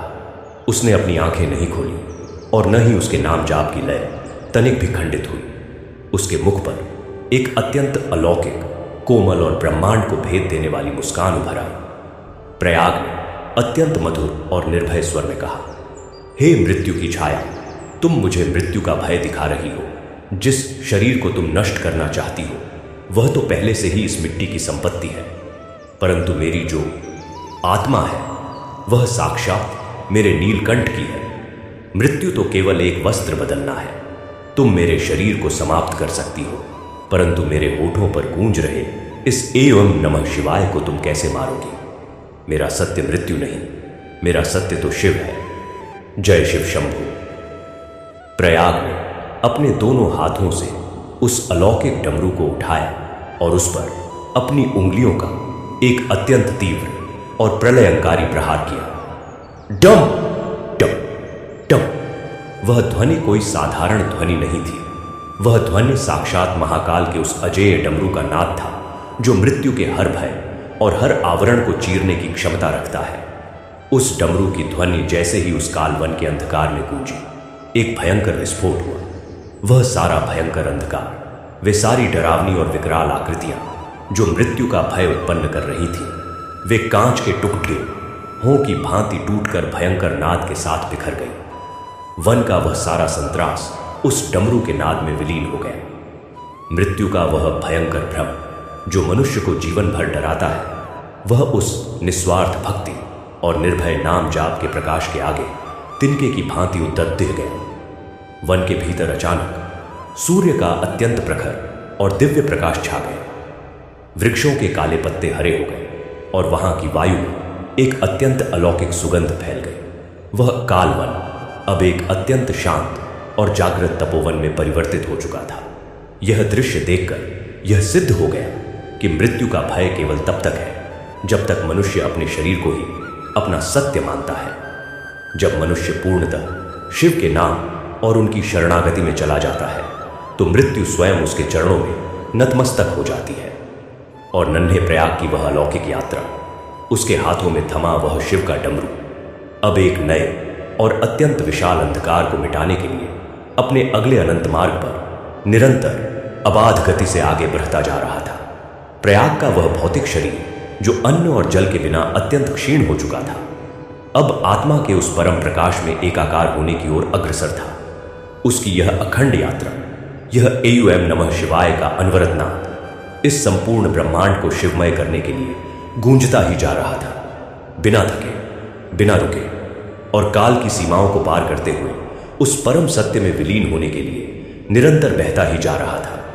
और काल वन के उस भयंकर मृत्यु भय को सदा सदा के लिए समाप्त कर देने के पश्चात नन्हे प्रयाग के वे नंगे, धूप और रक्त से सने पग अब एक ऐसी घाटी की ओर मुद्ध चले जिसे पूरे आर्यावर्त में शोक घाटी के नाम से जाना जाता था।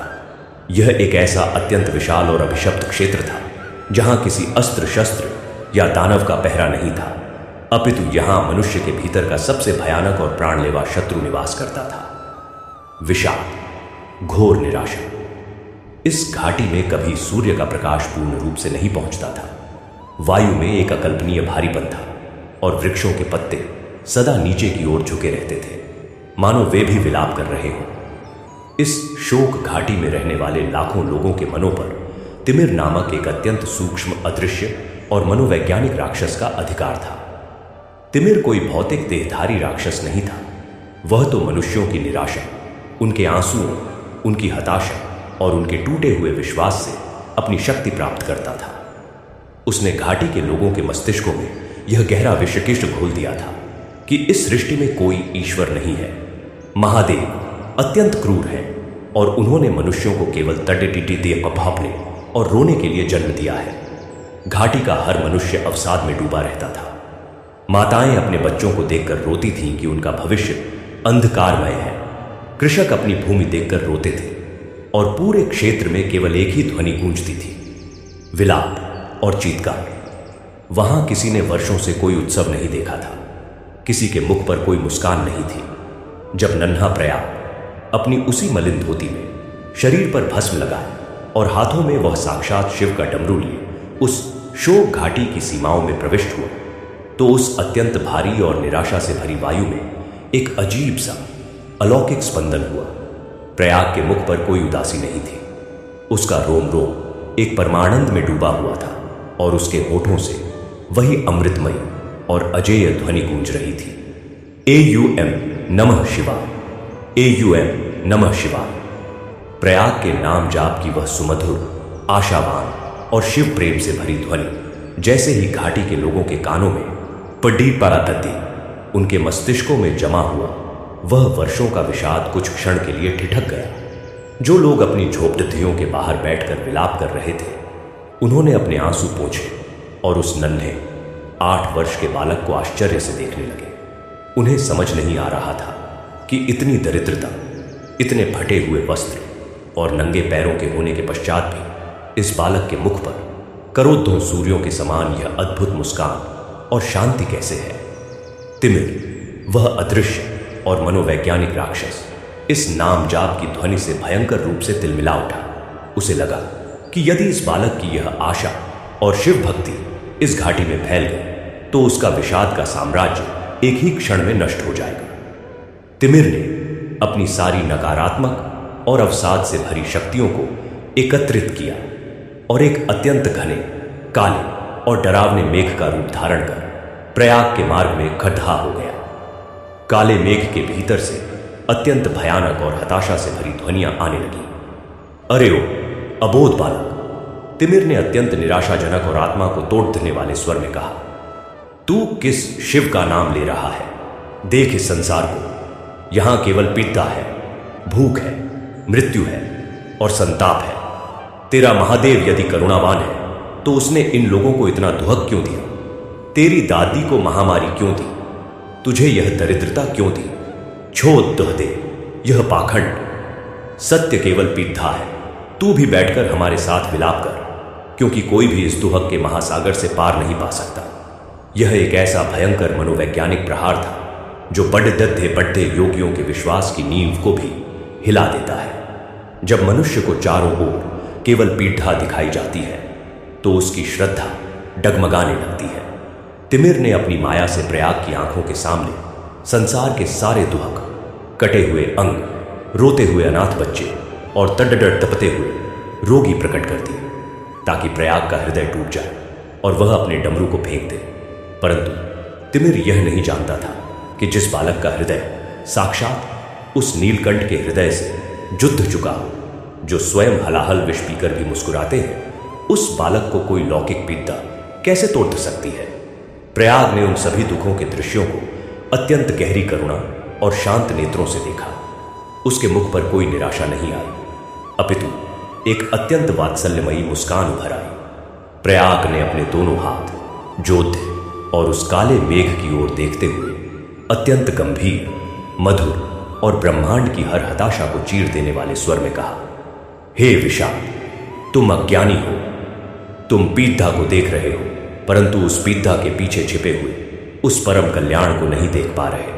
यह पीधा, यह दोहक तो मेरे महादेव की वह छैनी है जो इस मनुष्य रूपी पाषाण को तराश कर उसे साक्षात देवता बनाती है। यदि संसार में पीधा न हो तो मनुष्य कभी उस परमपिता की ओर देखेगा ही नहीं। मेरे शिव क्रूर नहीं है, वे तो इस पीड़ा के माध्यम से हमारे अहंकार और मोह को जला रहे हैं ताकि हम शुद्ध कुंदन बन सके।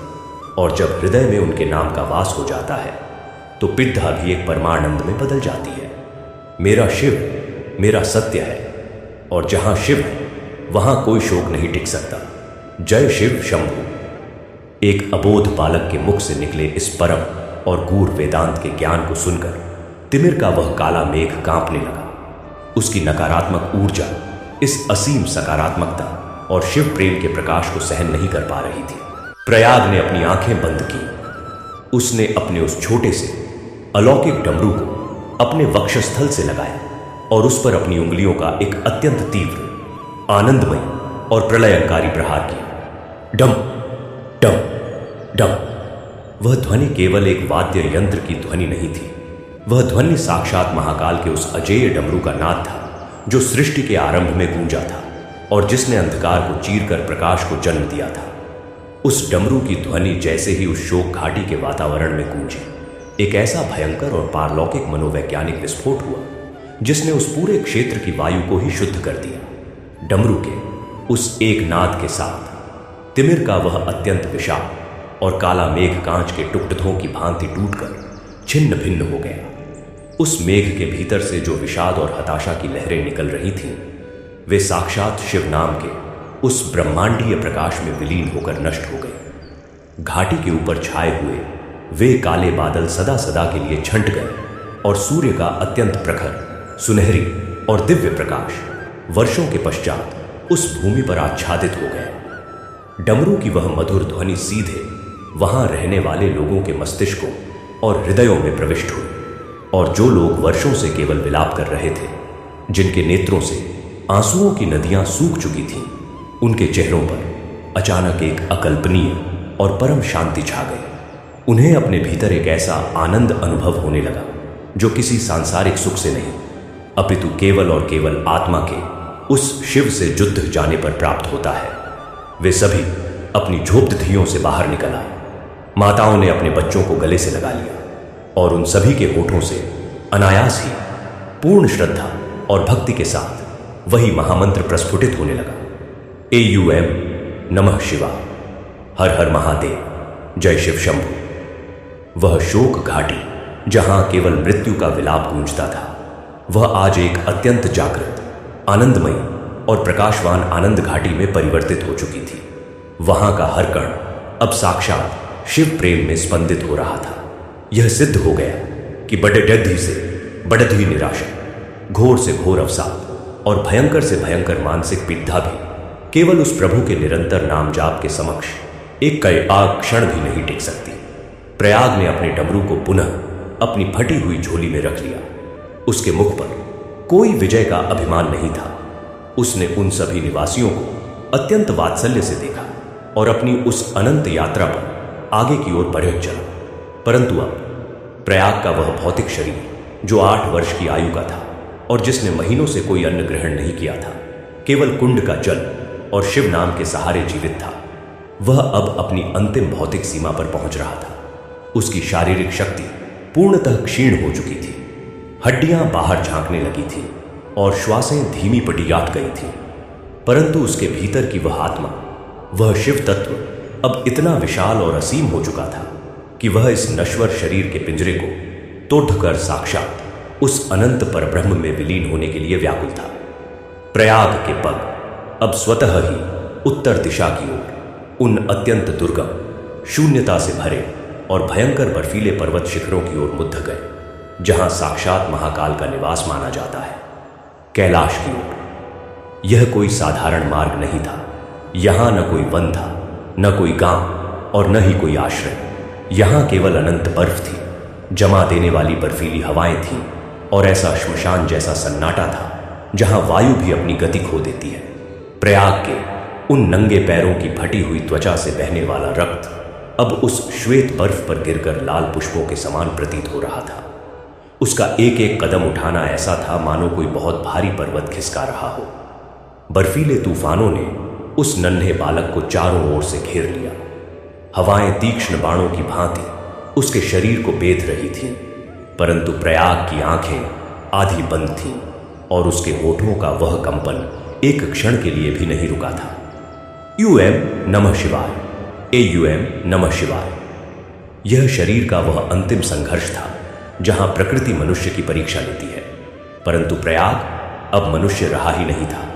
वह तो साक्षात शिव प्रेम का एक सजीव पिंड बन चुका था। उसकी धक-धक धकने अब केवल डमरू की ताल पर चल रही थीं। जब उसके शरीर में प्राण वायु लगभग समाप्त होने को थी और वह उस अनंत बर्फ की चादर पर अपने घुटनों के बल गिरने ही वाला था, तब उसने अपने डमरू को अपनी छाती से लगा लिया। उस भयंकर बर्फीले तूफान के मध्य जहां कोई जीवन संभव नहीं था, वहां एक अत्यंत कोमल और दिव्य ऊष्मा उत्पन्न होने लगी। बर्फ पिघलने लगी और उस शून्यता में एक अत्यंत विशाल, अलौकिक और चकाचौंध कर देने वाला प्रकाश प्रकट हुआ। उस प्रकाश के मध्य से साक्षात कर्पूर गौरव करुणावतार महादेव अपने उसी अघोरी स्वरूप में प्रकट हुए, जिस स्वरूप में उन्होंने मंदिर की सीढ़ियों पर प्रयाग को दर्शन दिए थे। महादेव के नेत्रों में उस बालक के लिए अगाध वात्सल्य और प्रेमाश्रु थे। उन्होंने अपनी दोनों बाहें फैलाते हुए अत्यंत मधुर स्वर में पुकारा, आजा मेरे लाल, तेरी यह नाम जाप की यात्रा पूर्ण हुई। तूने संसार के लालच, अज्ञान, मोह, क्रोध और विषाद के हर अंधकार को मेरे नाम से नष्ट कर दिया है। यह शरीर अब तेरे इस विशाल प्रेम को धारण करने में असमर्थ है। अब आ जा और मुझ में समा जा। प्रयाग के नेत्रों से प्रेम की अविरल धारा बह निकली। उसने अपने दोनों हाथ जोत दिए और अपने होठों से उस अंतिम, सबसे पवित्र और गगनभेदी नाद का उच्चारण किया, हर हर महादेव। और जैसे ही प्रयाग ने महादेव का आलिंगन किया, उसका वह भौतिक शरीर एक अत्यंत श्वेत, दिव्य और पारलौकिक ऊर्जा में परिवर्तित हो गया। वह ऊर्जा साक्षात महादेव के वक्षस्थल में विलीन हो गई और प्रयाग के हाथों का वह डमरू उस बर्फ पर गिरकर एक अत्यंत सुंदर, स्वर्ण और नीले रंग के ज्योतिर्लिंग में परिवर्तित हो गए, जहां से आज भी एयूएम नमः शिवाय की अनवरत ध्वनि उस पूरे ब्रह्मांड को गुंजायमान कर रही है। परंतु यह नाम जाप, यह शिव भक्ति का अविरल प्रवाह कभी किसी एक रूप या एक देह के अंत से समाप्त नहीं होता। यह तो एक ऐसी अखंड ज्योति है जो ब्रह्मांड के एक कोने से दूसरे कोने तक निरंतर प्रवाहित होती रहती है। प्रयाग की वह आत्मा साक्षात शिव तत्व में एकाकार हो गई थी, परंतु उसका वह नाम जाप, उसका वह निस्वार्थ प्रेम अब वायु की हर लहर में, जल की हर बूंद में और सृष्टि के हर कण में बस चुका था। और यह अमर गाथा, यह सत्य कि ईश्वर के नाम से बढ़कर कोई धन नहीं, कोई संजीवनी नहीं, यह निरंतर युगों युगों तक मानव जाति का मार्गदर्शन करती रहेगी।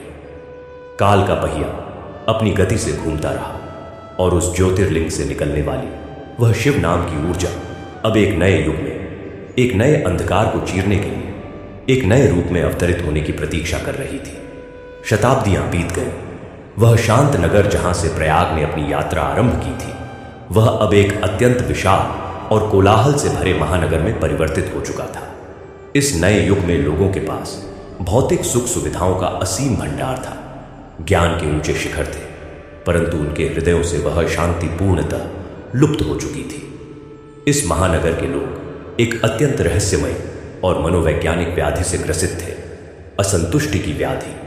उनके पास सब कुछ होते हुए भी उन्हें कुछ नहीं होने का भान होता था। उनके महल ऊंचे थे, परंतु उनकी नींद खो चुकी थी। उनका भोजन सुस्वादु था, परंतु उनकी क्षुधा शांत नहीं होती थी। इस महानगर का सबसे संपन्न और प्रभावशाली व्यक्ति अहंकारेश्वर था। नाम के अनुरूप ही वह अपने धन, अपनी सत्ता और अपनी बौद्धिक श्रेष्ठता के मद में इतना चूर था कि वह स्वयं को ही इस युग का विधाता मानता था। उसने उस पूरे नगर में यह घोषणा करवा रखी थी कि ईश्वर केवल एक कल्पना है और मनुष्य का कर्म और धन ही उसका एकमात्र रक्षक है। उसने उस प्राचीन शिव मंदिर को, जहां कभी नन्हे प्रयाग ने अपनी दादी के प्राण बचाए थे, एक भग्नावशेष में परिवर्तित कर दिया था और वहां अपना एक विशाल स्वर्ण जद्धित व्यापारिक केंद्र खड्डदद्धा कर लिया था। उसने लोगों के मनों से भक्ति, श्रद्धा और वैराग्य के सारे बीज नष्ट करने का प्रण ले लिया था। परंतु प्रकृति का नियम है कि जब भी अंधकार अपनी चरम सीमा पर होता है, तब प्रकाश किसी न किसी रूप में उस अंधकार का सीना चीरकर बाहर आता ही है। एक अत्यंत घनी, तूफानी और भयावह रात्रि में, जब पूरा महानगर अपनी कृत्रिम रोशनी और कोलाहल में डूबा हुआ था, उस भग्नावशेष में परिवर्तित हो चुके पुराने शिव मंदिर के स्थान पर एक अत्यंत अद्भुत घटना घटी। उस मंदिर के पुराने कुंड के पास की धरती अचानक फटी और उसके भीतर से वही अमोघ, दिव्य और साक्षात शिव तत्व से भरा हुआ छोटा सा डमरू बाहर प्रकट हुआ। वह डमरू जो सदियों से धरती के गर्भ में उस शिव नाम की ऊर्जा को सहेजे हुए था, वह आज पुनः उस वायु के संपर्क में आ गया था। और जैसे ही उस डमरू ने उस दूषित वायु का स्पर्श किया, बिना किसी मनुष्य के हाथ लगाए, वह डमरू स्वतः ही अत्यंत धीमी, कोमल परंतु हृदय को बेद देने वाली लय में बजने लगा। डम डम डम। इस डमरू की ध्वनि में कोई लौकिक शब्द नहीं था, परंतु उस ध्वनि का हर एक कंपन केवल एक ही सत्य का उद्घोष कर रहा था। स्वयं नमः शिवाय, एयूएम नमः शिवाय। वह ध्वनि धीरे धीरे उस कोलाहल से भरे महानगर की एस्टिडा ढकों पर फैलने लगी। जिन जिन लोगों के कानों में वह ध्वनि पटेबाट बेच रही थी, उनके भीतर का वह संतोष, वह दौड़ता, वह भाग दौड़ता अचानक एक क्षण के लिए ठहर जाती। उन्हें अपने भीतर एक अजीब सी शांति और एक ऐसा वैराग्य अनुभव होने लगता जो उन्होंने जीवन भर में कभी अनुभव नहीं किया था। वे अपने बहुमूल्य वाहनों और स्वर्ण आभूषणों को वहीं छोड़ ढक कर उस ध्वनि की दिशा में, उस भग्नावशेष की ओर खींचे चले आने लगे। जब यह बात उस अभिमानी अहंकारेश्वर तक पहुंची कि एक अदृश्य ध्वनि उसके पूरे महानगर को सम्मोहित कर रही है और लोगों को वैरागी बना रही है, तो उसका वह भौतिकवादी मस्तिष्क भयंकर रूप से तिलमिला उठा। उसने अपने सशस्त्र रक्षकों को आदेश दिया कि इस ध्वनि के स्रोत को खोजो और उसे इसी क्षण नष्ट कर दो। अहंकारेश्वर स्वयं अपने लाव लश्कर के साथ उस पुराने कुंड के पास पहुंचा। जब उसने देखा कि वहां मिट्टी पर पटी हपापारधा एक अत्यंत पुराना और साधारण सा डमरू स्वतः बज रहा है और उसमें से निकलने वाली ध्वनि उसके सैनिकों के हाथों से अस्त्र गिरवा रही है, तो उसका क्रोध पागलपन की सीमा लांघ गया। उसने अपनी तलवार निकाली और उस डमरू को काटने के लिए पूरी शक्ति से उस पर प्रहार किया। मैं इस अंधविश्वास और पाखंड को इसी क्षण नष्ट कर दूंगा, वह चीखा। परंतु जैसे ही उसकी वह तीक्ष्ण तलवार उस अलौकिक डमरू के समीप पहुंची, डमरू से एक अत्यंत प्रचंड और प्रलयंकारी नीली ज्योति का विस्फोट हुआ। वह ज्योति इतनी तीव्र थी कि अहंकारेश्वर की तलवार हवा में ही पिघलकर जल बन गई और उस ज्योति के मध्य से साक्षात उस अघोरी स्वरूप महादेव का एक अत्यंत विशाल और ब्रह्मांडीय स्वरूप प्रकट हुआ, जिसकी जटाओं में अनंत आकाश गंगाएं घूम रही थीं और जिसके नेत्रों में प्रलय और करुणा का असीम संगम था। उस नीले प्रकाश ने पूरे महानगर को अपनी आगोश में ले लिया और उस प्रकाश के मध्य केवल एक ही महानाद गूंजने लगा, जो हर अहंकारी की आत्मा को कंपा रहा था और हर असहाय को अमृत पिला रहा था। और वह नाद था साक्षात उस अनादि और अनंत शिव तत्व का, जो यह सिद्ध कर रहा था कि चाहे युग बदल जाए, चाहे मनुष्य का अहंकार पर्वत से भी ऊंचा हो जाए, परंतु सत्य केवल एक ही है। और वह सत्य इस डमरू की ध्वनि में अनवरत, अखंड और अनंत काल तक गूंजता ही रहेगा, जो साक्षात महाकाल के उस अलौकिक और ब्रह्मांडीय स्वरूप के समक्ष हर नश्वर सत्ता और भौतिक संपदा की तुच्छता का ज्वलंत प्रमाण दे रहा था। अहंकारेश्वर, जिसने अपने जीवन में कभी किसी के आगे अपना मस्तक नहीं झुकाया था, उस परम ज्योति और शिव के उस विकराल परंतु करुणामय अघोरी स्वरूप को देखकर जद तद्वत रह गए। उसकी आंखों के सामने उसका वह सारा वैभव, उसकी वह गगनचुंबी इमारतें और उसका वह अथाह धन एक सूखी और सड्ढा तटाहती हुई राख के ढेर के समान प्रतीत होने लगा। साक्षात महादेव की उन जटाओं में उसे करोड़ों ब्रह्मांड और आकाश गंगाएं घूमती हुई दिखाई दी। उसे अनुभव हुआ कि जिस शक्ति को वह अपनी तलवार और अपने धन से कुचलना चाहता था, वह तो स्वयं उसकी श्वासों को गति देने वाला परमेश्वर है। महादेव के उस विराट स्वरूप से एक अत्यंत गंभीर, धीर और आत्मा को झकझोर देने वाली ध्वनि उत्पन्न हुई। हे अज्ञानी मनुष्य, तूने इस लोहे की तलवार से उस नाम को काटने का दुस्साहस किया जिस नाम पर यह संपूर्ण सृष्टि टिकी हुई है। तूने इस भौतिक धन को ही अपना सर्वस्व मान लिया और उस परम शांति को भूल गया जो केवल मेरी शरण में है। तेरा यह असंतोष, तेरी यह भागदौड़ केवल इसलिए है क्योंकि तूने अपने भीतर बैठे उस शिव को मृत मान लिया है। देख, तेरा यह सारा अहंकार आज इस डमरू की एक ध्वनि के समक्ष कैसे पिघल कर बह गया। अहंकारेश्वर के पैरों की शक्ति समाप्त हो गई। उसके घुटने उस पुरानी और पवित्र मिट्टी पर टिक गए। उसके सिर से वह अज्ञानता और श्रेष्ठता का भयंकर आवरण पूरी तरह से हट चुका था। वह अपने उन बहुमूल्य रेशमी वस्त्रों को फात ढता हुआ, अपने सारे स्वर्ण आभूषणों को उतारकर उस मिट्टी में फेंकता हुआ साक्षात फूट फूट कर विलाप करने लगा। वह चीत्कार करते हुए बच्चों की भांति रोते हुए पुकारने लगा, त्राहिमाम महाकाल, त्राहिमाम, मुझे क्षमा कर दे मेरे प्रभु। मेरा यह भयंकर अहंकार मुझे भीतर ही भीतर एक दीमक की भांति खोखला कर रहा था। मेरे पास सब कुछ था, परंतु मेरे पास शांति नहीं थी। मैं उस शांति को धन से खरीदना चाहता था, परंतु आज मुझे ज्ञात हुआ कि सबसे बड़ा धन, सबसे बड़ी संजीवनी तो केवल आपका यह नाम है। मेरा यह सारा वैभव इस डमरू की एक गूंज के सामने मलमूत्र के समान है। मुझे बचा लीजिए, मेरे इस अहंकार के नरक से मुझे सदा के लिए मुक्त कर दीजिए। हर हर महादेव। महादेव के उस अघोरी स्वरूप के नेत्रों में कोई क्रोध नहीं था, अपितु वही असीम वात्सल्य और करुणा थी जो उन्होंने नन्हे प्रयाग को दर्शाई थी। महादेव ने अपना अभय हस्त अहंकारेश्वर के मस्तक पर रखा। उससे एक दिव्य स्पर्श मात्र से अहंकारेश्वर के भीतर जन्मों जन्मों से धधक रही वह असंतोष, लालच और अहंकार की भयंकर ज्वाला एक ही क्षण में शांत हो गई। उसे एक ऐसी अकल्पनीय, शीतल और पारलौकिक शांति का अनुभव हुआ जो संसार की कोई भी संपदा नहीं दे सकती। उसका वह सारा अभिमान आंसुओं में घुलकर उस कुंड की मिट्टी में बह गया। देखते ही देखते वह अलौकिक डमरू एक अत्यंत तीव्र और श्वेत प्रकाश में परिवर्तित हुआ। वह प्रकाश वहां उपस्थित हर व्यक्ति, हर नागरिक और उस पूरे महानगर की वायु में फैल गया। उस प्रकाश के स्पर्श से महानगर के लोगों के मनों से वह अंधी दौड़, वह मोह और वह असंतोष सदा के लिए नष्ट हो गया। उनके हृदयों में वही नन्हे प्रयाग की निष्काम भक्ति और ईयूएम नमः शिवाय का वह पावन बीज अंकुरित हो उठा। अहंकारेश्वर ने अपनी सारी संपत्ति अपने वे सारे व्यापारिक केंद्र दरिद्रों, रोगियों और असहायों की सेवा के लिए दान कर दिए। उसने उसी भग्नावशेष पर एक अत्यंत भव्य और खुला शिवालय निर्मित करवाया, जहां कोई स्वर्ण या लौह द्वार नहीं था, जहां हर दरिद्र और हर मजदूर को भगवान के दर्शन का अधिकार था। वह स्वयं अब एक साधारण सेवक की भांति उस मंदिर की सीढ़ियों को बुहारता और वहां आने वाले हर व्यक्ति को वही पवित्र जल पिलाता जो कभी नन्हे प्रयाग ने पिलाया था।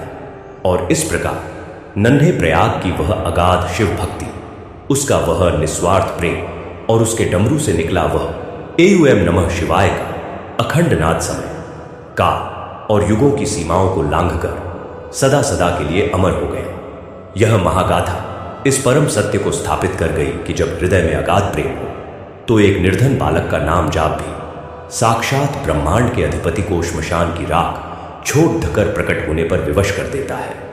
सच्चा धन स्वर्ण मुद्राओं में नहीं, अपितु उस श्वास में है जो शिव के नाम से स्पंदित होती है। जब तक सृष्टि में यह नाम गूंजता रहेगा, तब तक कोई भी महामारी, कोई भी अज्ञान, कोई भी लालच और कोई भी अहंकार मनुष्य की आत्मा को पराजित नहीं कर सकता। शिव ही सत्य है, शिव ही अनंत है और शिव ही इस ब्रह्मांड का अंतिम विश्राम है। प्रिय श्रोताओं, यदि नन्हे प्रयाग की इस अगाध शिव भक्ति, निरंतर नाम जाप की इस पारलौकिक महिमा और भगवान भोलेनाथ की इस असीम करुणा ने आपके हृदय को स्पर्श किया है और आप भक्ति के ऐसे ही अत्यंत गहरे, मनोवैज्ञानिक और रोंगटे खड़े दद्धे कर देने वाले अविरल प्रवाह से निरंतर जुड़े रहना चाहते हैं, तो कृपया हमारे भक्ति स्टेशन चैनल की सदस्यता अवश्य लें। सब्सक्राइब करें। टिप्पणी में पूर्ण श्रद्धा और भाव के साथ हर हर महादेव, AUM नमः शिवाय या जय शिव शंभू लिखकर साक्षात देवों के देव महादेव के श्री चरणों में अपनी उपस्थिति अवश्य दर्ज कराएं। भगवान आशुतोष आपके जीवन के हर लालच, हर पीड़ा और हर अंधकार को नष्ट करें।